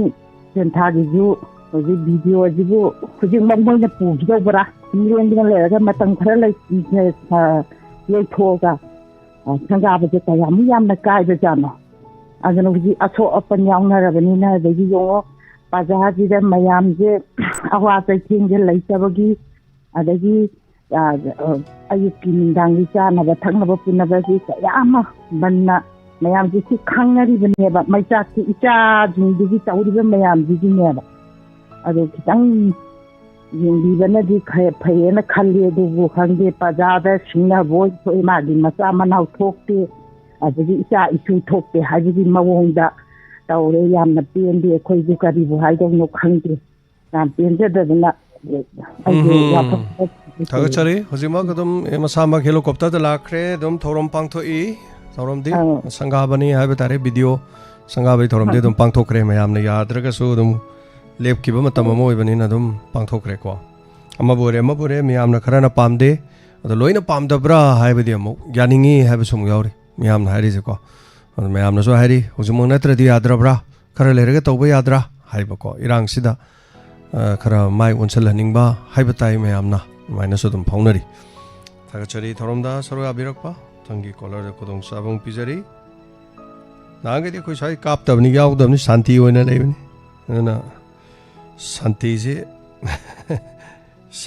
ꯁꯥꯟꯇꯤ ꯑꯣꯏꯔꯦ ꯑꯗꯨ ꯇꯥꯔꯦꯅꯦ ꯀꯥꯞꯄꯤ ꯑꯩꯈꯣꯏ ꯁꯤꯗꯩꯗ ꯉꯁꯥꯏꯗꯤ ꯍꯜꯂꯣ ꯁꯥꯔ ꯑꯩ ꯀꯤꯌꯥꯝꯒꯩ ꯃꯃꯥꯡ ꯂꯩꯀꯥꯏꯗꯒꯤ ꯒꯨꯔꯨꯃꯌꯨꯝ ꯍꯦꯝꯕ ꯍꯦꯝꯕ ꯇꯔꯥꯝ ꯂꯧꯆꯔꯤ ꯁꯥꯔ ꯋꯥꯐꯝ ꯑꯃꯅꯤꯗꯪ ꯊꯝꯖꯒꯦ ꯁꯥꯔ ꯇꯥꯛꯄꯤꯌꯨ ꯑꯩꯈꯣꯏꯒꯤ ꯍꯧꯖꯤꯛꯁꯦ ꯂꯩꯕꯥꯛꯁꯦ ꯑꯗꯨꯛꯀꯤ ꯃꯇꯤꯛ ꯋꯥꯔꯦ ꯍꯥꯏꯇꯥꯔꯦ ꯁꯥꯔ ꯑꯗꯨꯒ ꯋꯥꯔꯒꯁꯨ ꯁꯥꯔ ꯑꯩꯈꯣꯏꯒꯤ ꯕꯟ ꯇꯧꯕꯤ ꯆꯩꯊꯦꯡꯁꯦ ꯕꯟꯁꯨ ꯂꯥꯏꯔꯕꯅ ꯉꯥꯛꯇꯅ ꯇꯧꯕ ꯁꯥꯔ ꯑꯗꯨꯒ ꯑꯋꯥꯕꯁꯨ ꯂꯥꯏꯔꯕ ꯉꯥꯛꯇ ꯁꯨꯝ ꯁꯔꯨꯛ ꯊꯨꯡꯕ ꯍꯥꯏꯇꯥꯔꯦ ꯁꯥꯔ ꯕꯟ ꯇꯧꯕꯒꯤ ꯃꯍꯩꯁꯤꯁꯨ ꯁꯥꯔ ꯑꯩꯈꯣꯏꯒꯤ ꯕꯟ ꯇꯧꯕꯁꯤꯗ ꯁꯥꯔ ꯑꯩꯈꯣꯏꯒꯤ ꯅꯨꯡꯉꯥꯏ ꯌꯥꯏꯐꯕ ꯑꯗꯒꯤ ꯑꯩꯈꯣꯏ ꯊꯕꯛ ꯇꯧꯕ ꯏꯆꯤꯟ ꯏꯅꯥꯎꯁꯤꯡꯗꯤ ꯃꯣꯏ ꯒꯣꯔꯃꯦꯟꯒꯤ ꯔꯨꯜ ꯂꯩꯌꯦꯅ ꯀꯅꯥꯝꯇ ꯕꯟ ꯊꯣꯛꯇꯦꯕ ꯁꯥꯔ ꯑꯗꯨꯅ ꯑꯩꯈꯣꯏꯒꯤ ꯕꯟ ꯁꯧꯒꯠꯂꯤꯁꯤꯗꯤ ꯁꯥꯔ ꯑꯩꯈꯣꯏ ꯌꯨꯝꯗ ꯅꯣꯡꯃꯒꯤ ꯁꯨꯔ ꯆꯠꯆꯕ ꯕꯟ ꯇꯧꯔꯃꯤ ꯃꯣꯏꯁꯨ ꯊꯕꯛ ꯆꯠꯇ꯭ꯔꯦ ꯑꯗꯨꯅ ꯃꯌꯥꯝꯒꯤ ꯕꯟ ꯁꯧꯒꯠꯄ ꯑꯗꯨꯝ ꯊꯣꯛꯑꯦ ꯍꯥꯏꯇꯥꯔꯦ ꯁꯥꯔ ꯑꯗꯨꯒ ꯈꯔ ꯍꯥꯏꯊꯕ ꯑꯩꯈꯣꯏꯒꯤ ꯏꯝꯐꯥꯜꯗ ꯈꯤꯇꯪ ꯍꯥꯏꯊꯔꯒ ꯂꯩꯕ ꯏꯆꯤꯟ ꯏꯅꯥꯎꯁꯤꯡꯅ ꯑꯩꯈꯣꯏꯒꯤ ꯖꯒꯥꯗꯨꯗ ꯕꯟꯗꯤ ꯌꯥꯎꯗꯕ ꯑꯩꯈꯣꯏꯒꯤ ꯍꯥꯏꯋꯦꯗꯤ ꯈꯔ ꯍꯟꯖꯜꯂꯒ ꯂꯩꯖꯕ ꯃꯅꯥ ꯃꯊꯤꯡꯗꯤ ꯁꯥꯔ ꯇꯞꯇꯥꯏ ꯊꯥꯖꯤꯟꯖꯕ ꯍꯥꯏꯇꯥꯔꯦ ꯁꯥꯔ ꯃꯈꯣꯏꯒꯤꯅ ꯑꯃꯨꯛ ꯕꯟꯁꯤꯅ ꯑꯃꯨꯛ ꯃꯅꯥ ꯃꯁꯤꯡꯁꯦ ꯑꯩꯈꯣꯏ ꯂꯣꯏ ꯃꯥꯡꯕ ꯍꯥꯏꯇꯥꯔꯦ ꯁꯥꯔ ꯉꯔꯥꯡꯃꯛꯇꯗ ꯁꯥꯔ ꯑꯩꯈꯣꯏꯒꯤ ꯀ꯭ꯋꯥꯛꯁꯤꯕꯥꯏ ꯑꯁꯣꯝꯗ ꯑꯣꯏꯒꯗꯕ ꯃꯥꯜꯂꯦ ꯑꯩꯅ ꯁꯨꯝ ꯐꯦꯁꯕꯨꯛꯇ ꯊꯦꯡꯅꯖꯕꯗ ꯁꯥꯔ ꯉꯁꯤ ꯈꯕꯔꯗꯁꯨ ꯌꯥꯎꯈ꯭ꯔꯦ ꯈꯣꯡꯗꯨꯝꯁꯦ ꯁꯥꯔ ꯑꯩꯈꯣꯏꯒꯤ ꯅꯨꯃꯤꯠ ꯅꯤꯅꯤ ꯍꯨꯝꯅꯤ ꯍꯦꯛꯇꯕꯗ ꯁꯥꯔ ꯑꯗꯨꯛꯀꯤ ꯃꯇꯤꯛ ꯂꯤꯁꯟꯕꯅꯦ ꯑꯩꯈꯣꯏꯁꯨ ꯃꯃꯥꯡ ꯆꯍꯤ ꯑꯃꯅꯤ ꯐꯥꯝ ꯇꯧꯖꯔꯝꯕꯅꯦ ꯈꯪꯖꯩ ꯍꯥꯏꯇꯥꯔꯦ ꯁꯥꯔ ꯑꯗꯨ ꯑꯩꯈꯣꯏ ꯈꯣꯡꯗꯨꯝꯒꯁꯦ ꯑꯗꯨꯝ ꯊꯨꯒꯥꯏꯔꯒ ꯃꯈꯣꯡꯅꯒ ꯅꯦꯠꯈꯥꯏꯔꯒ ꯐꯥꯝꯃ ꯑꯗꯨꯅ ꯌꯥꯝ ꯆꯥꯡꯅ ꯃꯥꯡꯍꯟꯖꯕ ꯍꯥꯏꯇꯥꯔꯦ ꯁꯥꯔ ꯑꯗꯨꯅ ꯕꯟꯁꯤꯗꯤ ꯑꯗꯨم ꯑꯩꯈꯣই ꯃꯁꯦꯟꯇꯪ ꯑꯗꯨꯝ ꯋꯥꯔꯒ ꯇꯣꯛꯑꯅꯤ ꯁꯤꯒꯤ ꯃꯍꯩꯁꯦ ꯑꯗꯨꯝ ꯀꯥꯟꯅꯕꯁꯦ ꯐꯪꯗꯧ ꯃꯥꯟꯗꯦ ꯍꯥꯏꯇꯥꯔꯦ ꯁꯥꯔ ꯑꯗꯨꯒ ꯑꯃꯅ ꯁꯥꯔ ꯉꯁꯤꯁꯦ ꯑꯩꯈꯣꯏꯒꯤ ꯆꯤꯡꯗꯁꯨ ꯑꯗꯨꯝ ꯏꯔꯥꯡ ꯊꯣꯛꯏ ꯍꯧꯖꯤꯛꯁꯦ ꯃꯣꯏꯁꯨ ꯀꯥꯞꯅꯔꯤ ꯇꯝꯄꯥꯛꯇꯅ ꯑꯃꯨꯛ ꯍꯧꯖꯤꯛ ꯇꯝꯄꯥꯛꯀ ꯆꯤꯡꯒꯤ ꯏꯔꯥꯡ ꯃꯔꯛꯁꯤꯗ ꯑꯩꯈꯣꯏ ꯃꯅꯤꯄꯨꯔ ꯁꯔꯀꯥꯔꯅ ꯑꯩꯈꯣꯏ ꯅꯪꯉꯔꯣꯏ ꯃꯇꯥꯒꯨꯝꯕ ꯑꯩꯈꯣꯏ ꯁꯥꯔ ꯒꯣꯔꯃꯦꯟꯒꯤ ꯑꯩꯈꯣꯏꯒꯤ ꯆꯥꯎꯈꯠ ꯊꯧꯔꯥꯡꯅꯤ ꯍꯥꯏꯔꯒꯁꯨ ꯑꯩꯈꯣꯏ ꯇꯥꯟꯖꯥꯁꯦ ꯏꯆꯥ ꯆꯥꯗꯕ ꯍꯥꯏꯇꯥꯔꯦ ꯁꯥꯔ ꯑꯣꯐꯤꯁ ꯁꯪꯒꯥꯕꯁꯦ ꯁꯥꯔ ꯃꯇꯝ ꯈꯔ ꯌꯩꯊꯣꯛꯑꯁꯨ ꯌꯥꯏ ꯑꯗꯨꯒ ꯑꯉꯥꯡꯒꯤ ꯄꯣꯡ ꯄꯣꯡ ꯁꯥꯕ ꯑꯃ ꯂꯩꯔꯤꯉꯩꯁꯤꯗ ꯑꯩꯈꯣꯏ ꯇꯧꯗ꯭ꯔꯒꯁꯨ ꯌꯥꯏ ꯍꯥꯏꯇꯥꯔꯦ ꯁꯥꯔ ꯑꯗꯨꯒ ꯁꯥꯔ ꯃꯐꯝꯁꯦ ꯁꯥꯔ ꯑꯩꯈꯣꯏꯒꯤ ꯋꯥꯡꯖꯤꯡꯒꯤ ꯄ꯭ꯔꯖꯥꯁꯤꯡꯗ ꯑꯩꯅ ꯈꯪꯖꯅꯤꯡꯉꯤꯁꯦ ꯁꯥꯔ ꯑꯩꯒꯤ ꯋꯥꯈꯜ ꯊꯃꯣꯏꯗꯤ ꯐꯥꯎꯖꯕꯅꯤꯀꯣ ꯁꯥꯔ ꯋꯥꯡꯖꯤꯡꯒꯤ ꯄ꯭ꯔꯖꯥꯁꯨ ꯃꯥꯟꯅꯕ ꯉꯝꯗꯦ ꯁꯥꯔ ꯈꯔ ꯑꯃꯅ ꯌꯥꯏ ꯈꯔ ꯑꯃꯅ ꯌꯥꯗꯦꯕꯀꯣ ꯁꯥꯔ ꯍꯧꯖꯤꯛ ꯁꯤꯔꯤꯕ ꯑꯉꯥꯡ ꯑꯅꯤ ꯑꯗꯨꯒ ꯑꯩꯈꯣꯏꯒꯤ ꯏꯆꯤꯜ ꯏꯅꯥꯎ 3 ꯂꯩꯈꯤꯗ꯭ꯔꯤꯕ CRPꯅ ꯀꯥꯞꯄꯗ ꯁꯤꯈꯤꯕ ꯄꯣꯠꯁꯦ ꯑꯩꯈꯣই ꯋꯥꯡꯖꯤꯡꯗꯒꯤ ꯄ꯭ꯔꯖꯥ ꯑꯃ ꯌꯥꯎꯔꯝꯃꯒꯗꯤ ꯁꯥꯔ ꯉꯁꯤꯒꯤ ꯐꯪꯁꯟꯁꯦ ꯇꯧꯒꯗ꯭ꯔꯥ ꯇꯧꯔꯣꯏꯗ꯭ꯔꯕ ꯁꯥꯔ ꯑꯗꯨꯅ ꯁꯤ ꯈꯤꯇꯪ ꯋꯥꯈꯜꯁꯨ ꯈꯟꯊꯍꯟꯅꯤꯡꯉꯤ ꯁꯥꯔ ꯑꯗꯨꯒ ꯍꯩꯔꯣꯛꯀꯤ ꯄ꯭ꯔꯖꯥꯁꯤꯡ ꯏꯔꯥꯡ ꯍꯧꯔꯤꯕꯁꯦ ꯂꯧꯕꯨꯛꯇ ꯀꯩꯗ ꯅꯣꯡꯃꯩ ꯀꯥꯞꯄꯒ ꯇꯥꯜꯂꯤꯕ ꯈꯣꯠꯂꯤꯕ ꯁꯥꯔ ꯑꯗꯨꯛꯀꯤ ꯃꯇꯤꯛ ꯎꯖꯩ ꯍꯥꯏꯇꯥꯔꯦ ꯐꯦꯁꯕꯨꯛꯁꯤꯗ ꯌꯥꯝꯅ ꯌꯦꯡꯕꯗ ꯅꯨꯡꯉꯥꯏꯇꯦ ꯁꯥꯔ ꯁꯤꯝꯇꯪ ꯑꯩ ꯍꯥꯏꯖꯒꯦ ꯇꯧꯖꯕꯅꯤ ꯁꯥꯔ ꯕ꯭ꯂꯗ ꯗꯣꯅꯦꯁꯟꯒꯤꯗꯨꯗꯤ ꯍꯥꯏꯕꯤꯔꯔꯣꯏꯗ꯭ꯔꯣ ꯁꯥꯔ ꯑꯗꯨ ꯑꯁꯤ ꯀꯥꯎꯔꯦ ꯁꯣꯝꯗ ꯇꯦꯟꯁꯟ ꯁꯨꯝ ꯀꯩꯅꯣ ꯂꯩꯕꯁꯤꯗ ꯁꯥꯔ ꯑꯗꯨꯒ ꯁꯥꯔ ꯃꯦꯒꯤ ꯇꯥꯔꯤꯛ 1 ꯁꯥꯔ ꯑꯩꯈꯣꯏꯒꯤ ꯑꯩꯒꯤ ꯍꯤꯡꯃꯤꯟꯅꯁꯤ ꯑꯩꯈꯣꯏꯅ ꯐꯦꯁꯕꯨꯛ ꯑꯃꯗꯤ ꯋꯥꯆꯞ ꯒ꯭ꯔꯨꯞ ꯑꯃꯈꯛ ꯂꯩꯖꯩ ꯍꯥꯏꯇꯥꯔꯦ ꯁꯥꯔ ꯑꯩ ꯏꯁꯥꯒ ꯊꯥꯔꯒ ꯏꯌꯥꯝꯕ 4 ꯑꯃꯒ ꯏꯆꯦ 2 ꯑꯃꯒ ꯑꯦꯝꯃꯤꯡ ꯑꯣꯏꯖꯕ ꯁꯥꯔ ꯂꯥꯛꯂꯤꯕ ꯃꯦꯒꯤ ꯇꯥꯔꯤꯛ 1ꯁꯦ ꯁꯥꯔ 3ꯔꯛ ꯁꯨꯕ ꯃꯦꯒꯥ ꯕ꯭ꯂꯗ ꯗꯣꯅꯦꯁꯟ ꯀꯦꯝ ꯑꯃ ꯖꯦꯅꯤꯝꯁꯇ ꯈꯨꯞꯁꯟꯅꯔꯀꯥꯟꯗ ꯖꯦꯅꯤꯝꯁꯇ ꯑꯗꯨꯝ ꯄꯥꯡꯊꯣꯛꯀꯗꯕ ꯁꯥꯔ ꯍꯟꯗꯛꯇ 4ꯔꯛ ꯁꯨꯕ ꯑꯗꯨ ꯍꯥꯏꯔꯤꯕ ꯕ꯭ꯂꯗ ꯗꯣꯅꯦꯁꯟ ꯀꯦꯝ ꯑꯁꯦ ꯁꯥꯔ ꯑꯩꯈꯣꯏꯒꯤ ꯑꯗꯨꯛꯀꯤ ꯃꯇꯤꯛ ꯃꯅꯤꯄꯨꯔꯁꯨ ꯃꯤ ꯌꯥꯝꯗꯕꯅꯤꯅ ꯑꯩꯈꯣꯏ ꯕ꯭ꯂꯗ ꯗꯣꯅꯦꯁꯟ ꯇꯧꯕꯒꯤ ꯆꯥꯡꯁꯨ ꯁꯥꯔ ꯌꯥꯝ ꯅꯦꯝꯃꯦ ꯑꯗꯨꯅ ꯑꯩꯈꯣꯏꯒꯤ ꯕ꯭ꯂꯗ ꯗꯣꯅꯦꯁꯟ ꯇꯧꯕꯤꯅꯤꯡꯕ ꯏꯆꯤꯟ ꯏꯅꯥꯎꯁꯤꯡ ꯂꯩꯕꯤꯔꯒꯗꯤ ꯍꯥꯏꯔꯤꯕ ꯅꯨꯃꯤꯠ ꯑꯁꯤꯗ ꯖꯦꯅꯤꯝꯁꯇ ꯑꯌꯨꯛꯀꯤ ꯄꯨꯡ 7ꯗꯒꯤꯅ ꯄꯨꯡ 12ꯐꯥꯎ ꯄꯥꯡꯊꯣꯛꯆꯒꯅꯤ ꯁꯤꯗ ꯁꯔꯨꯛ ꯌꯥꯕꯤꯌꯨꯅ ꯁꯥꯔ ꯑꯩꯒꯤ ꯃꯥꯏꯀꯩꯗꯒꯤꯁꯨ ꯈꯤꯇꯪ ꯑꯩ ꯍꯥꯏꯖꯒꯦ ꯁꯥꯔꯒꯤ ꯄꯨꯛꯅꯤꯡꯒꯤ ꯋꯥꯔꯣꯝꯒꯤ ꯈꯨꯗꯣꯡꯆꯥꯕ ꯂꯧꯖꯔꯒ ꯊꯥꯒꯠꯆꯔꯤ ꯊꯦꯡꯛ ꯌꯨ ꯁꯣ ꯃꯆ ꯑꯀꯨꯞꯄ ꯃꯔꯣꯟ ꯄꯤꯕꯤꯅꯤꯡꯕ ꯂꯩꯔꯒꯁꯨ ꯍꯦꯟꯕ ꯒꯨꯔꯨꯃꯌꯨꯝꯒꯤ ꯅꯝꯕꯔ ꯂꯧꯕꯤꯔꯀꯥꯟꯗ ꯃꯦꯒꯤ ꯇꯥꯡ ꯑꯃꯗ ꯄꯥꯡꯊꯣꯛꯀꯗꯧꯔꯤꯕ ꯖꯦꯅꯤꯝꯁꯇ ꯄꯥꯡꯊꯣꯛꯀꯗꯧꯔꯤꯕ ꯊꯧꯔꯝ ꯑꯁꯤ ꯁꯔꯨꯛ ꯌꯥꯕꯤꯕ ꯌꯥꯒꯅꯤ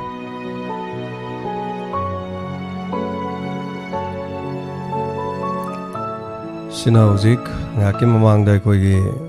ꯇꯤꯌꯥꯔ ꯒ꯭ꯌꯥꯁ ꯁꯦꯜ ꯌꯨꯝꯗ ꯀꯥꯞꯁꯤꯜꯂꯛꯄ ꯑꯗꯨꯒ ꯌꯨꯝꯗ ꯃꯤꯡꯁꯦꯜ ꯀꯥꯏꯕ ꯍꯥꯏꯇꯥꯔꯦ ꯁꯤꯅ ꯑꯩꯈꯣꯏꯒꯤ ꯃꯅꯤꯄꯨꯔ ꯄꯨꯂꯤꯁ ꯗꯤꯄꯥꯔꯠꯃꯦꯟꯗꯒꯤ ꯌꯨꯝꯗ ꯀꯥꯞꯁꯤꯜꯂꯛꯄ ꯍꯥꯏꯇꯥꯔꯦ ꯑꯗꯨꯅ ꯁꯤꯅ ꯌꯨꯝꯗꯗꯤ ꯌꯥꯔꯤꯃꯈꯩꯗꯤ ꯁꯨꯃꯥꯏꯅ ꯑꯩꯈꯣꯏ ꯇꯤꯌꯥꯔ ꯒ꯭ꯌꯥꯁ ꯀꯥꯞꯄꯁꯤ ꯁꯦꯜ ꯀꯥꯞꯄꯁꯤ ꯌꯥꯝ ꯆꯦꯛꯁꯤꯟꯕꯤꯒꯗꯕꯅꯤ ꯌꯨꯝꯗ ꯍꯦꯛꯇ ꯏꯃꯨꯡꯗ ꯍꯦꯛꯇ ꯀꯥꯞꯁꯤꯟꯕꯒꯤ ꯊꯕꯛꯁꯤ ꯇꯧꯕꯤꯗꯕ ꯈꯣꯡꯖꯪ ꯂꯣꯏꯁꯤꯡꯗꯕꯨ ꯀꯥꯞꯄꯁꯨ ꯈꯣꯡꯖꯪ ꯂꯣꯏꯗꯕꯨ ꯇꯥꯜꯂꯁꯨ ꯃꯁꯤ ꯗꯥꯏꯔꯦꯛ ꯃꯤꯉꯣꯟꯗ ꯊꯣꯝꯃꯁꯨ ꯃꯤꯗꯨ ꯄꯥꯜꯂꯒ ꯁꯣꯛꯏ ꯌꯨꯝꯗ ꯄꯥꯜꯂꯒꯗꯤ ꯃꯤꯡꯁꯦꯜ ꯀꯥꯏ ꯌꯨꯝꯒꯤ ꯁꯨꯃꯥꯏꯅ ꯇꯧꯔ ꯃꯥꯡꯒꯣꯟꯗꯒꯤ ꯀꯥꯞꯁꯤꯟꯕꯤꯔꯛꯄꯗꯨꯅ ꯌꯨꯝꯗ ꯄꯥꯟꯕ ꯍꯥꯏꯇꯥꯔꯦꯅꯦ ꯑꯗꯨꯒꯤ ꯃꯃꯤꯅꯤ ꯑꯩꯅ ꯎꯠꯆꯔꯤꯁꯦ ꯌꯨꯝꯗ tear gas cell ꯀꯥꯞꯁꯤꯜꯂꯛꯄꯒꯤ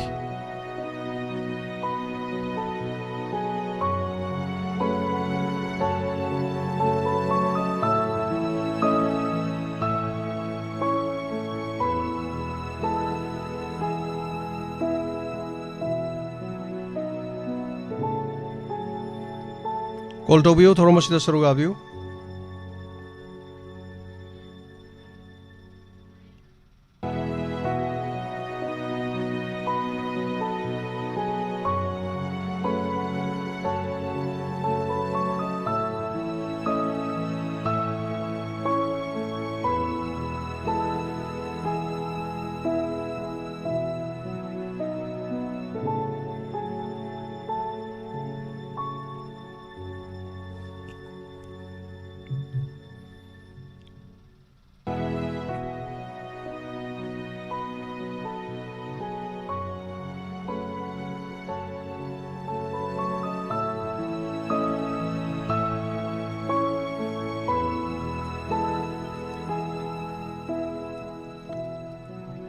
Hello. Hello, boy. Manito biya semne Korean-gaydagi. Taramuksari na kari wafam taminingi. Boy, isa ko yung tagatari. May apro sa tagatari. At bandila rin. Tapos ako yung haliri. May amtali. Nga si Yu. Maya matawag na si Bajing laga. Mari mangarang tanang me. Adi kinupi. Maya matali. Gola yida. Ima hoy deso kapambra. Asa ko yu ta kapay to mo sai pung tara. Tara kai mung tabe do da yang kapi.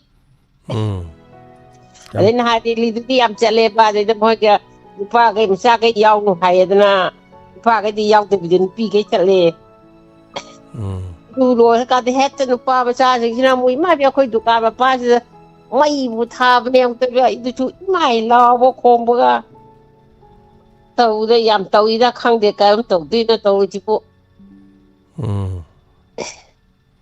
ôi đi số hai giờ cái tàu bạ hoi mà bận gì nó tàu chỉ chú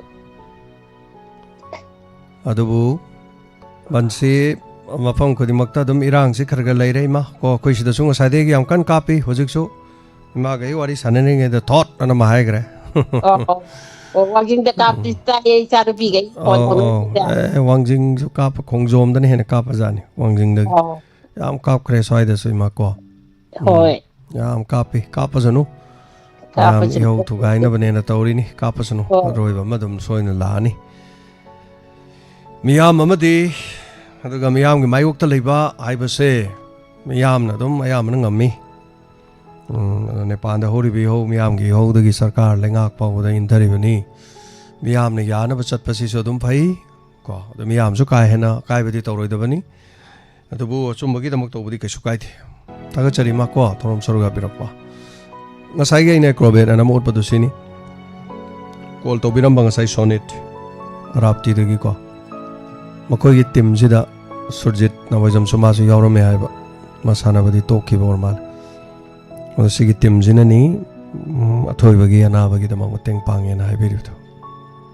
Thank you so much Tim Acrobat Manipur ki Tim hanana thagachari aninga leitana mathangi caller du kudong chabong pijari sidi swai de sum kapaga khotpaga dam leiramnina khoijo kapagi thorom ji ngak leraga yeng tamni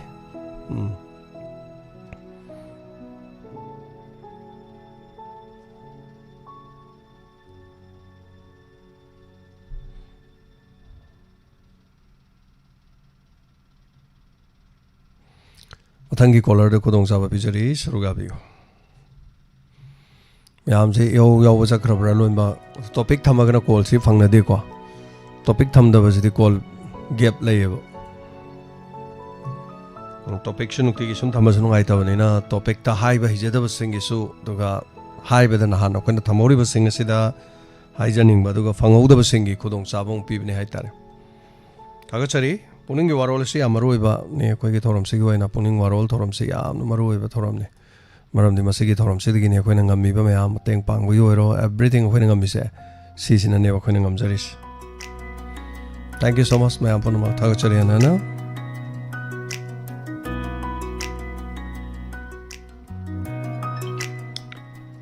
hello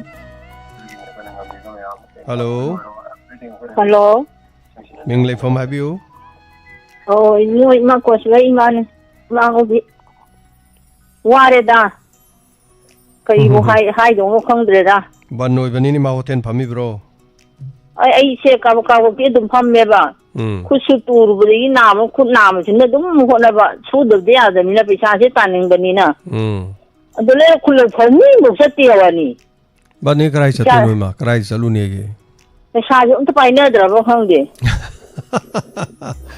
singju boram sitrabo as khara bu di sile dum phamabani na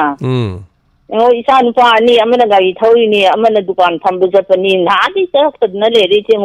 ban gi je cheng na wari cheng mo ka ang war gi no mu gi pa sa mi jong ap jara ga masa gi masugi kari kara ko na jari ni amasu gari thoro ga no mu khara pujara ga masu masa kai kara thak ton hon dei ni chiki mo bu soro to ji lai ren han de gi as ware bo ware de hai de ware aina talo do su isa ko ni ni yengam de do wai do ndona karam to sira ka punsi gi ha ko bu ima wa ma hange ba ni ha li ba to ri ba ko ri ba mayam che punsi gi ni mo tha ba che chong ma ro do ja lo nga de aina phanga moi ngam ni na haru ya ponte de ma yeng ta ni ma ngam ma ro do ja lo kitan se tha ja ba ma bi ti bi de kitan ni ngai ga do bu ni ko ma tha yam chai bo ni hai yo ge na sung ngang to bu ni ngang ni thang dre ba ba phone ji ni ngasi to bu yeng ge na sum to ai digi se security sin ma ro la ma akoi bu nga u so se lu so ai na thar ai ba moi na ngak sim ba di la ra na ha le lo na ba yam noi ti bu yam wai de hai de akoi khun gi su no ba kan ba mi ni na khunglum pat na ri ba digi khamela sen ba pat na ri ba as kari bu hai dong no khang de da digi chat na ya na bai na num dang dagi bazar chat lu le phone to ga mai thabong ko bom da hai phet tharam ba ga loi no ti sit pa ya ba na ta mi na mu loi pu thare mu pai ra mu tham ne chi bu kai hai de no khang de ba yeng ba yan ta de yang wa bu si hai je yin to ko ni man thagachari ma thank you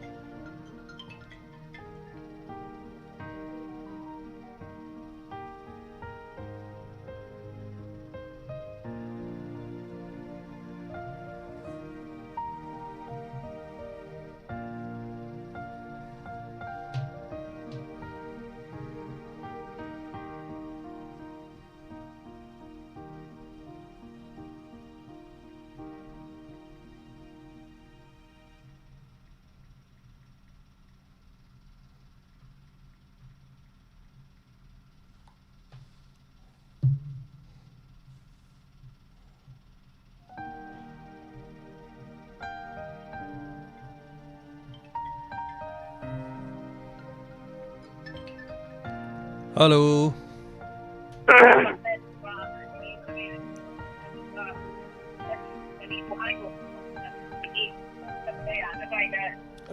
Phone on the Taja look like any. Taurum said phone kumak train.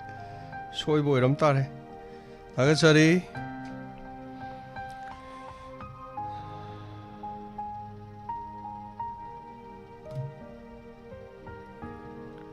Mateng pangwirakpa krasodum laktok sage. Sigidi call say laktre. Topic thum the vanina haitare ko topic thum was in a karadi favzani. The topic tinukti is some tambadi adam nina. Anyway, Thagachari, Hanana. Minute Kradang de Lazery, from Sida. The Yamana Koisailam the Mixu was the Kapa Kotpato was in Ibatai, Yamkana Ayamba, Beraditare. Around called Tobiki Boza, some giant a sequel to Bigano, Robi Beati Cosa, around called Toki, a seat of Bigano, from Pazansi. From the Tigi called Tobugi, Simakitang, question doxim in Tominaresico. Pazana, Tangai Fedana, the Midkardan Gap later Ganda, with Torom Sorga Minerasi. Hello. Hello. Ram Luxury. Good afternoon, sir. Robin Mete Kumzam no Puppet and Man Minister. Robin Tapio Carabinin. Masigi Wangjingi video office Sanganavi, the Mag Onaba Lakiba Toramchita, Tokiba, Asokapan, Sugimatic Labak Tibani and Logzisa. Maralaja the Bakarish, Kanjata Haitare. Using the Asokapan Togan, the Sugimatic White Avamani Haina Kanzisa. Hector Linga Sabu from the Nasat of Sako. Ngami aidana hekta tangkhairaga thukairaga tharum dum mapung phana tawuni haiba wakhan simasu kitang yajaningde haina logjei aduna tharum dubudi hoi development ni haina lawragasu mayamgi apam pamda mon haipet yingbiraga tharum da pangthok piramagadi asokapan du thoidra haibagi wakhalon simasum thamjage na tawjarapisa aduga matam sangna ban tawsalakpasisu sar public khudingmakta ban tawriba misak tumfau yauna haitara khoi khudingmakini ban tawrisi adugu ban tawriba mi duwa yauna awana ji loina taminare samsamna lairaba imung manung singdadi asuki mati ware haba chimaga thamjage na sum tawjarapisa. Thank you, Noise. Thank you, sir. Robin Thag, thank you. Fazana Tambiram.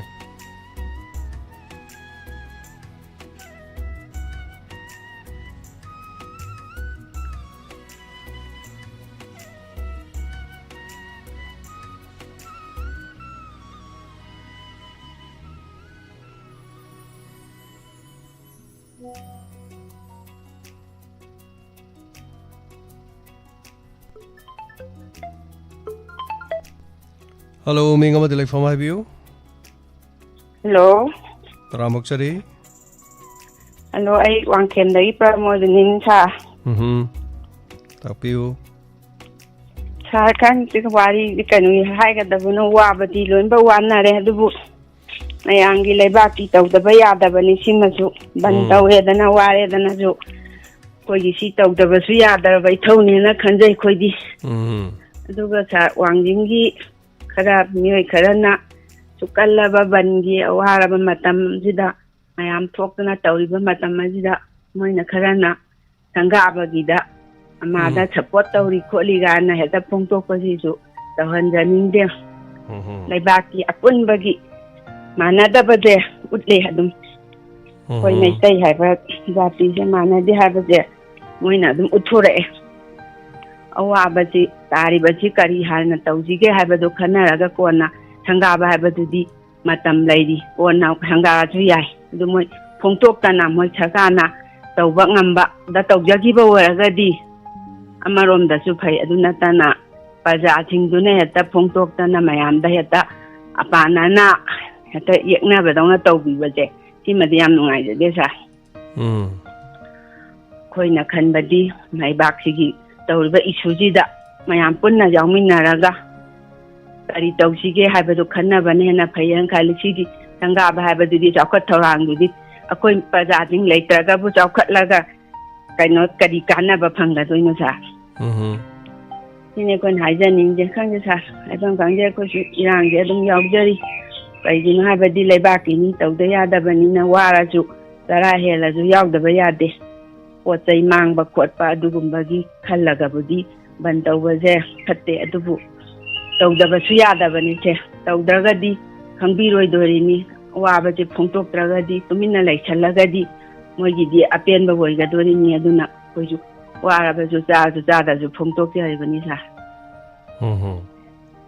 ꯆꯨꯝꯕꯅꯤ ꯈꯪꯉꯦ ꯁꯥꯔ ꯂꯩꯕꯥꯛꯁꯤꯒꯤ ꯇꯧꯔꯤꯕ ꯏꯍꯧꯁꯤꯡꯁꯤꯒ ꯈꯜꯂꯤꯕ ꯑꯩꯈꯣꯏꯒꯤ ꯄ꯭ꯔꯖꯥꯁꯤꯡꯁꯤꯒꯤ ꯋꯥꯈꯜꯁꯤꯡꯁꯤꯒ ꯃꯥꯟꯅꯗꯕꯁꯦ ꯄ꯭ꯔꯖꯥ ꯃꯁꯦꯟꯐꯧ ꯃꯥꯟꯅꯗꯕꯁꯦ ꯁꯤꯁꯤꯅ ꯌꯥꯝꯅꯁꯨ ꯑꯋꯥꯕ ꯑꯃꯅꯤ ꯁꯦꯀꯨꯔꯤꯇꯤꯅ ꯐꯪꯉꯦ ꯑꯩꯈꯣꯏ ꯄ꯭ꯔꯖꯥꯁꯤꯡꯗ ꯄ꯭ꯔꯖꯥꯅꯤ ꯃꯣꯏꯁꯨ ꯆꯞ ꯃꯥꯟꯅꯩ ꯃꯩꯇꯩ ꯍꯥꯏꯕ ꯃꯅꯤꯄꯨꯔꯗ ꯂꯩꯔꯤꯕ ꯃꯣꯏꯁꯤꯁꯨ ꯑꯩꯈꯣꯏ ꯏꯁꯇꯦꯠ ꯐꯣꯔꯁꯁꯤꯡꯁꯤꯁꯨ ꯑꯩꯈꯣꯏꯒꯤꯗꯤ ꯃꯣꯏꯁꯨ ꯃꯣꯏꯒꯤ ꯌꯥꯎꯗꯕ꯭ꯔꯣ ꯑꯩꯈꯣꯏꯅ ꯇꯧꯔꯤꯁꯤꯕꯣ ꯑꯩꯈꯣꯏꯅ ꯂꯝꯕꯤꯗ ꯊꯣꯛꯇꯅ ꯅꯨꯡꯁꯥ ꯃꯔꯛꯇ ꯊꯣꯛꯇꯅ ꯕꯟ ꯇꯧꯅꯔꯤꯕ ꯏꯔꯥꯡ ꯇꯧꯔꯤꯕ ꯗꯤꯜꯂꯤ ꯆꯠꯂꯤꯕ ꯙꯔꯅꯥ ꯐꯝꯃꯤꯁꯦ ꯃꯣꯏꯒꯤ ꯁꯔꯨꯛꯁꯨ ꯌꯥꯎꯔꯤꯅꯤ ꯁꯥꯔ ꯑꯗꯨ ꯃꯣꯏꯁꯨ ꯈꯔ ꯈꯟꯐꯝ ꯊꯣꯛꯑꯦ ꯁꯥꯔ ꯁꯤ ꯍꯥꯏꯖꯅꯤꯡꯕꯅꯤ ꯁꯥꯔ ꯑꯗꯨꯒ ꯁꯥꯔꯒꯤ ꯄ꯭ꯔꯣꯒ꯭ꯔꯥꯝ ꯈꯨꯗꯤꯡꯃꯛꯁꯨ ꯅꯦꯠ ꯌꯥꯗ꯭ꯔꯤꯉꯩꯗꯗꯤ ꯈꯔ ꯇꯥꯔꯨꯗ꯭ꯔꯦ ꯄꯠ ꯇꯠꯇꯅ ꯍꯧꯖꯤꯛꯇꯤ ꯑꯗꯨꯝ ꯇꯥꯖꯔꯤ ꯁꯥꯔ ꯁꯤ ꯍꯥꯏꯖꯅꯤꯡꯕꯅꯤ ꯁꯥꯔ ꯅꯨꯡꯉꯥꯏꯇꯕꯗꯨ ꯍꯣꯏ ꯐꯔꯦ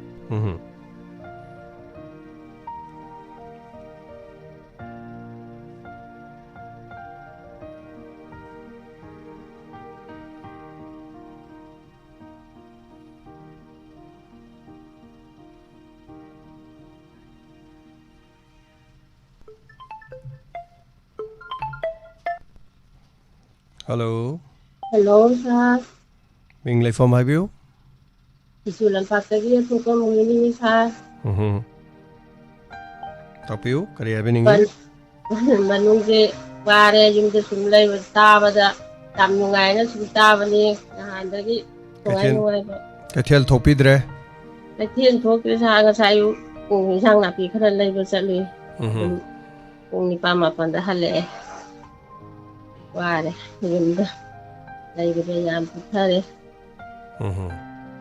Disaling Hulagata or a company of the 40 days, the capital, Sabanina. Yung wala sa ay hiding no habang kangi sa pagi angang nabado adugi sa kitang haksan na bataw ke sa ay gidi kapo kapsun do haju hay ti adu athukom de bala na ama haba kano da sa kita kapsar ko yagadra huji yagadra yagadra hay balai te ta do dia dum kamin ji kapa yagadra sinde de bala kapa yagadra hay balai te ba adum anytime kamin kap ya ba hang dra se ha ko ho huji kapsan jara ke ko sa ju da thokom de bala aya naurem de bala thaba da kapjara ke kapa ga hoy kapa da ming han biro oh pani phagachari thank you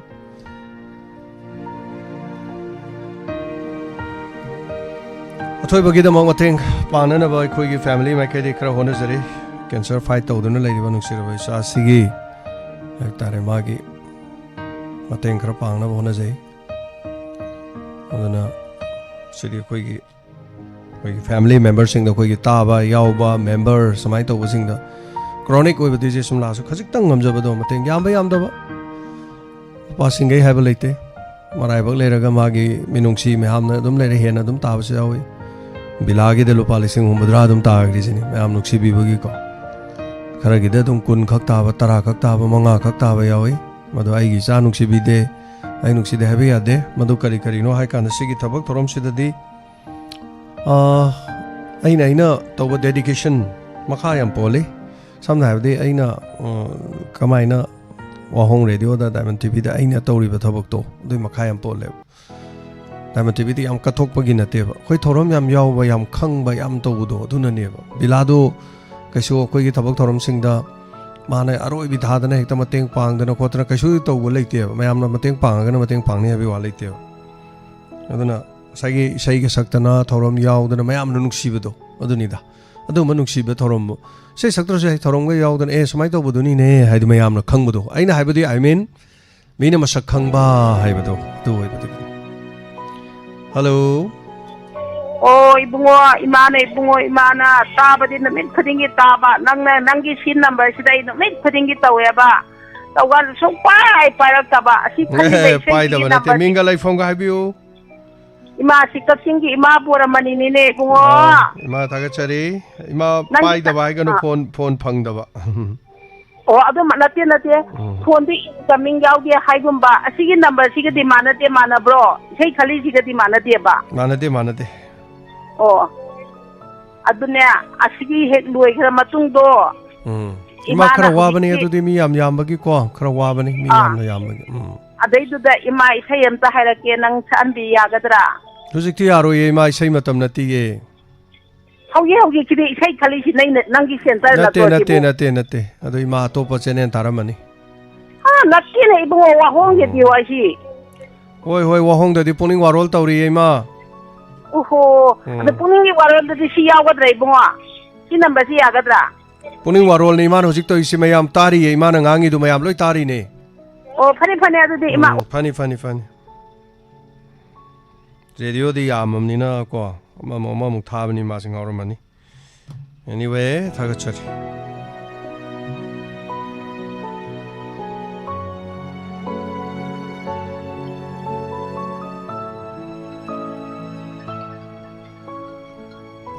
hello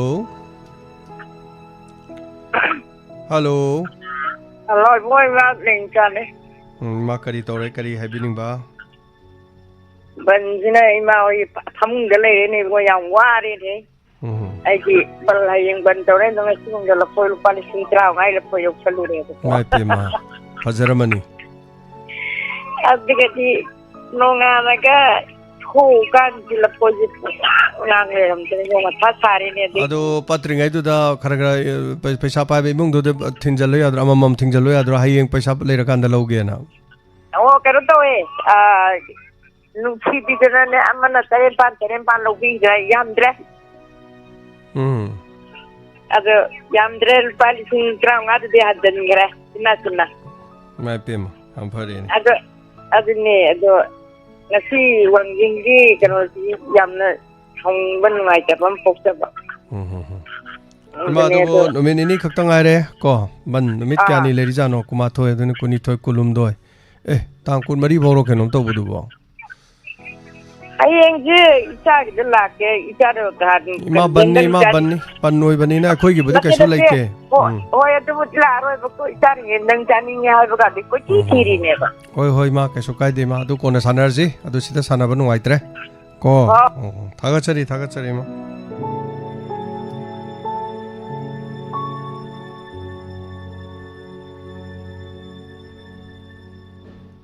kape kongjom music tong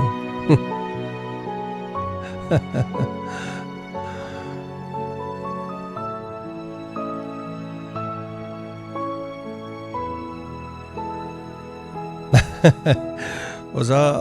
do kurai jam angak pani ahum hang ba yaure du chume koina pau ta badi yam tai ai tare ko thagachari thank you so much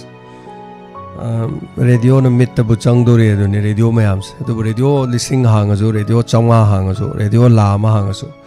radio do no mayam gi thorom to bungam da ta di kaim kana roi radio lising hang azu radio chama hang azu ko radio ma tang hang ni ba ni dang hang bo mayam se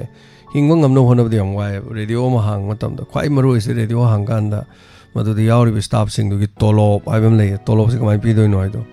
sini se yam lori se tolop se kamai pi ga da ge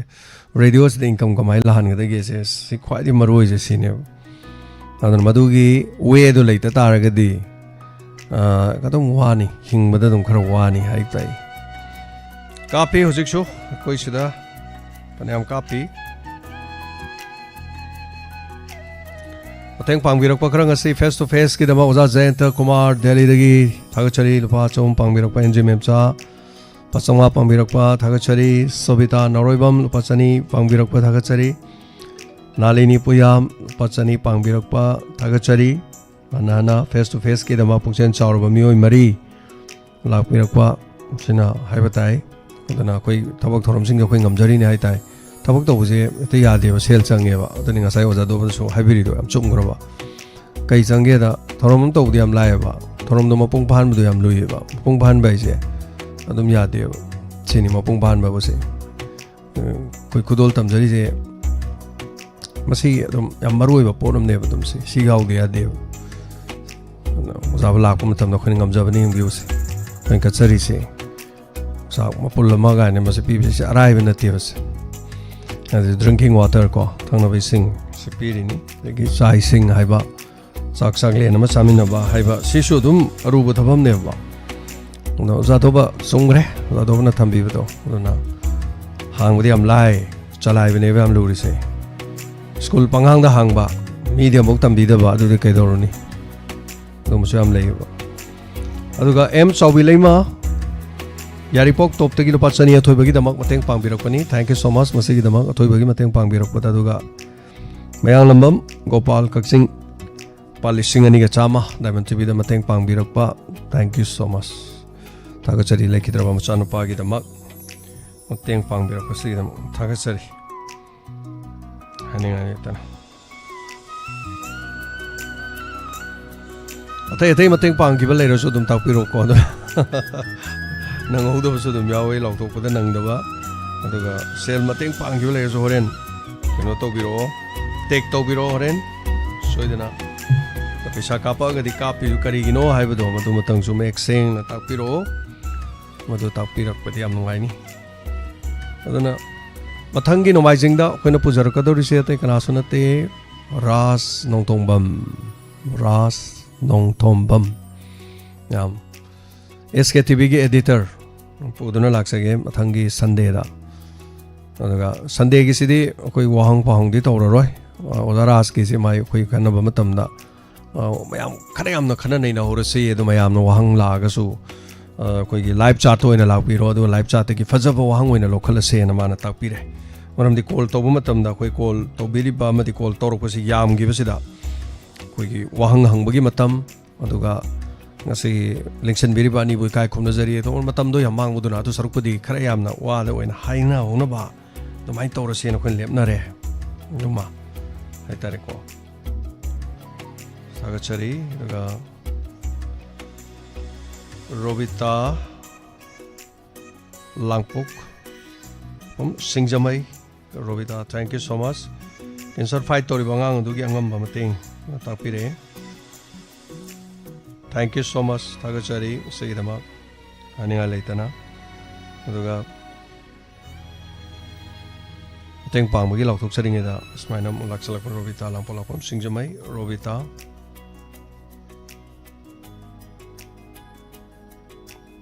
thank you so much aduga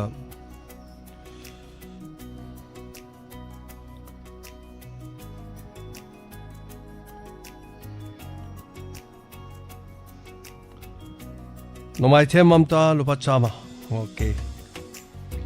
oza hemda kumar gi face to face lak piramagi na tak pire thank you so much madugi da mukta su thagachari paisa paring mai mule re me duni mai bal ma cha khre ba dun ne amuk mu ba mu mam ba tori se si ju kai no ha kan si ju paisa ne ba si ju paisa ne paisa ji yaw de ya de ba dun hiram khudi makta sale se dum changi sale ji yaw do sunga ya de ba dun thaba ma tor ko ma tam de station ma hang no na ba da kya mathematic changre dun radio ma television ama hai tare radio ko sikhong da tv na khongjom da sida ani je salai no na da wa bani generator ani internet smaina ko oi hiram da ani nga tani changis anyway thank you so much ngasi ki thorom da saruga abi ki ba sing ima leri musa ima bormani tokpam moini pramodini robin angobi classify manitombia sem hemba gurumayum yonam thoibi menau namairapam urmila irengbam jina sadopam somala langtabal aduga wambalgi mani sonit arapti anita lamding sigi tangkakta saruga birok sing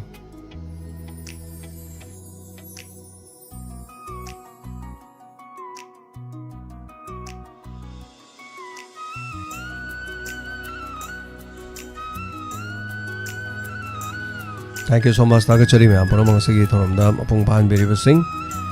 Nasige wai nadi puning warol thorom matang asal loisin jaba ge abadalok jari. Aduga face to face da mapung pan birakki ba face to face oina bo hona bada mapung khwadi pan bi ki basi miyam tabiri basing mateng pang birak basing aduga Diamond Donors ki lady member sing loina na Diamond family amadi Eastern Lily drinking water sini adana thagachari sigi oza Hemanta Kumar basu lingbirakdana mafam asida haiba tari Imphal dagi tam laba lamdam asida lakmidana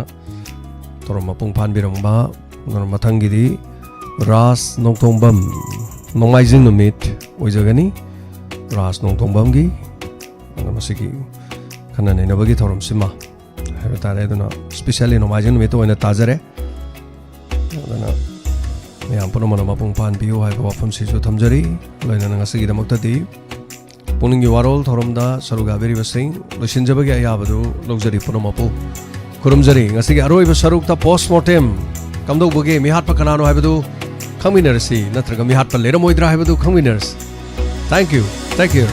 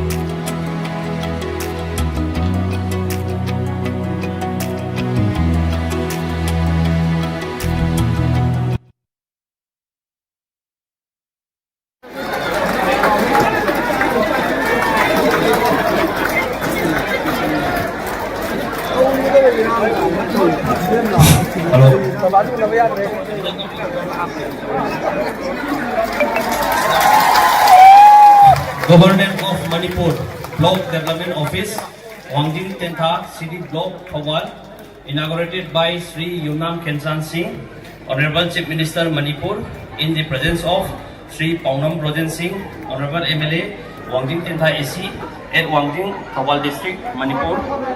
on the 21st April 2026, Implementing Agency, Public Works Department. Thank you.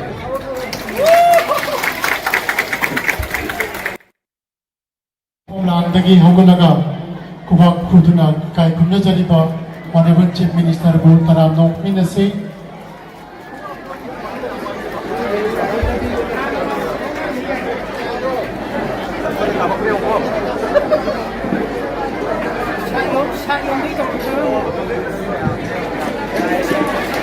Mayang punaman joksambirai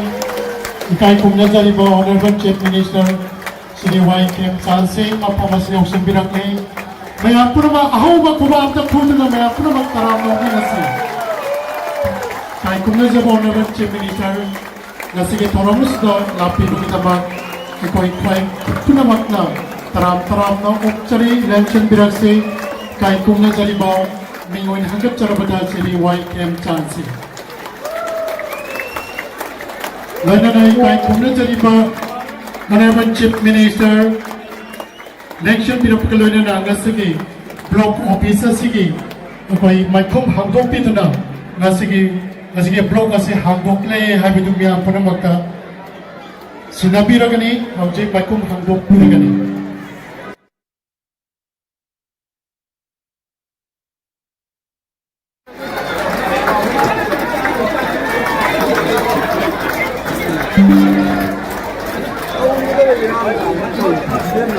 Hello. Government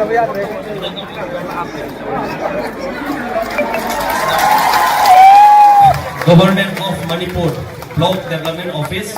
Wangjing Tentha City Block, Thawal, inaugurated by Sri Yunam Khensan Singh, Honorable Chief Minister Manipur, in the presence of Sri Paunam Broden Singh, Honorable MLA, Wangjing Tentha AC, at Wangjing, Thawal District, Manipur,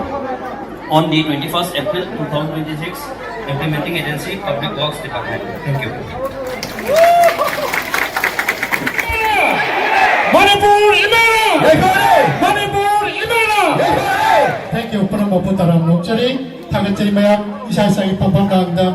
Nintina Pampina say, Hikai Kumnachari Ba, Mingonan Gacharabada, Seri White Camp Sansi, Honorable Chief Minister of Manipur. Pampamlang, the election be covered in Matunda, Hikai Kumnachari Madam, Sirimati Yumna, Robita Devi, Deputy Commissioner. Thawal na sige lembi pagkwai kudimapu taram lok sabagi wahay welcome address pipigani Madam Bukam Sinjari.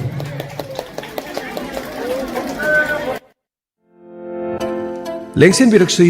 Biraksi, Mindful Wellness Center, Homeopathy, Yoga and Naturopathy, Rims Road opposite Babina Diagnostic, Imphal. Mafam asida yoga amadi naturopathy ki consultation tobugi khudong saba leizai. Therapeutic yoga session thamjari, acupuncture, acupressure, massage therapy, electrotherapy, physical therapy, practices of mental well-being, diet amadi lifestyle ki counseling, coping therapy, steam bath. Hariba sing asida natana tongan ba treatment kharasu leisari. Obesity, arthritis, frozen shoulder, cervical pain, back pain, Bell's palsy, migraine, sinusitis, sciatica, post-stroke rehabilitation, diabetes mellitus, insomnia, stress and anxiety, depression, PCOD. Hariba laina sing asi adom mayong na biba taragadi. Mindful Wellness Center, Homeopathy, Yoga and Naturopathy, Rims Road Talaiba, Babina Diagnostic ki hek mayong nabada leizari. Tongan ba laina kaya da sulayang na nabagidamak homeopathy ki layang pathap leizay. Mafam asida layang na nabagidamak leizari ba Dr. Babina Ningombam, BHMS, MD Homeopathy. Loinana, Yoga and Naturopathy ki Dr. Rojina Ningombam, BNYS, MSc Clinical Psychology. Akopa Marol Gidama 9366921763 Amukana 9366921763 Lengsin Biraksi Mindful Wellness Center Homeopathy, Yoga and Naturopathy Rims Road opposite Babina Diagnostic, Imphal. Nung tumhale Ishwar ki mangtak amadagi nung 27 mm ki mathakta leiba phawbada sanga yumpham nung phau pakha bem da leiba sana halgi mana masing semba hidak thakpadagi nung sing pungtum tumhanduna phanba ngamle masinga kidney ising kom da leiba nung sing tumhanduna mai pak na laying bangamle nung leiba singna amuktang sangyeng tokthokpiu akopa marol gi dama call tobiro 9366752158 amukahana 9366752158 layeng zariba sanahal sanga yumpham nungpho pakham mem lana thoram taibang leikonda mahaki nuksi zarabai mung manung sagai na tei maru mapang khwai punumaktagi mapugi yathang tungina taibang sintha pangthok lambi tekcham telo tama leimana mahaki nuksi zarabai mung manung sagai na tei khwai punumapu thadok lamlaga haukiba tang taraga tare thamari english singani kunga taruk kumja kalen thagi thasi kuntrani chanba irai korouda mapuna thaba chaising suraduna mapugi leikolda leirang leina moina tinkhre chaliba tha sigi chaichet kunga mathoi thamari english singani kunga taruk kumja kalen gi mangani panba leipak pokpok korouda mangani lehun tamjaraba matung lagiba chaichet kunga tare thamari english singani kunga taruk kumja kalen gi tara mathoini chanba ningthauka ba korouda leikhidrebagi lana thoram thokle numida sida leikhidrebigi thawaina mapugi leikolda ingna chingna leirunabagi damakta ngamjaba herang lerang kharadang mapugi mingkhaiga loinana taibang mapugi khuyada khachagadori thoramasida halaman maru mapang imaibel leikhidrebaga tinabirambai mung manungnadi sak khangaudraba singna matam chana lengbiraktuna herang lerang khachaba madi mingkhai sak sonjabasida yaubiranaba Diamond TV wahong radio gi thongda paujenjari ba tekcham bir chandra maitei mapuroiba loinena mahaki sagai natei imung manung machin manau khebaching awang lekai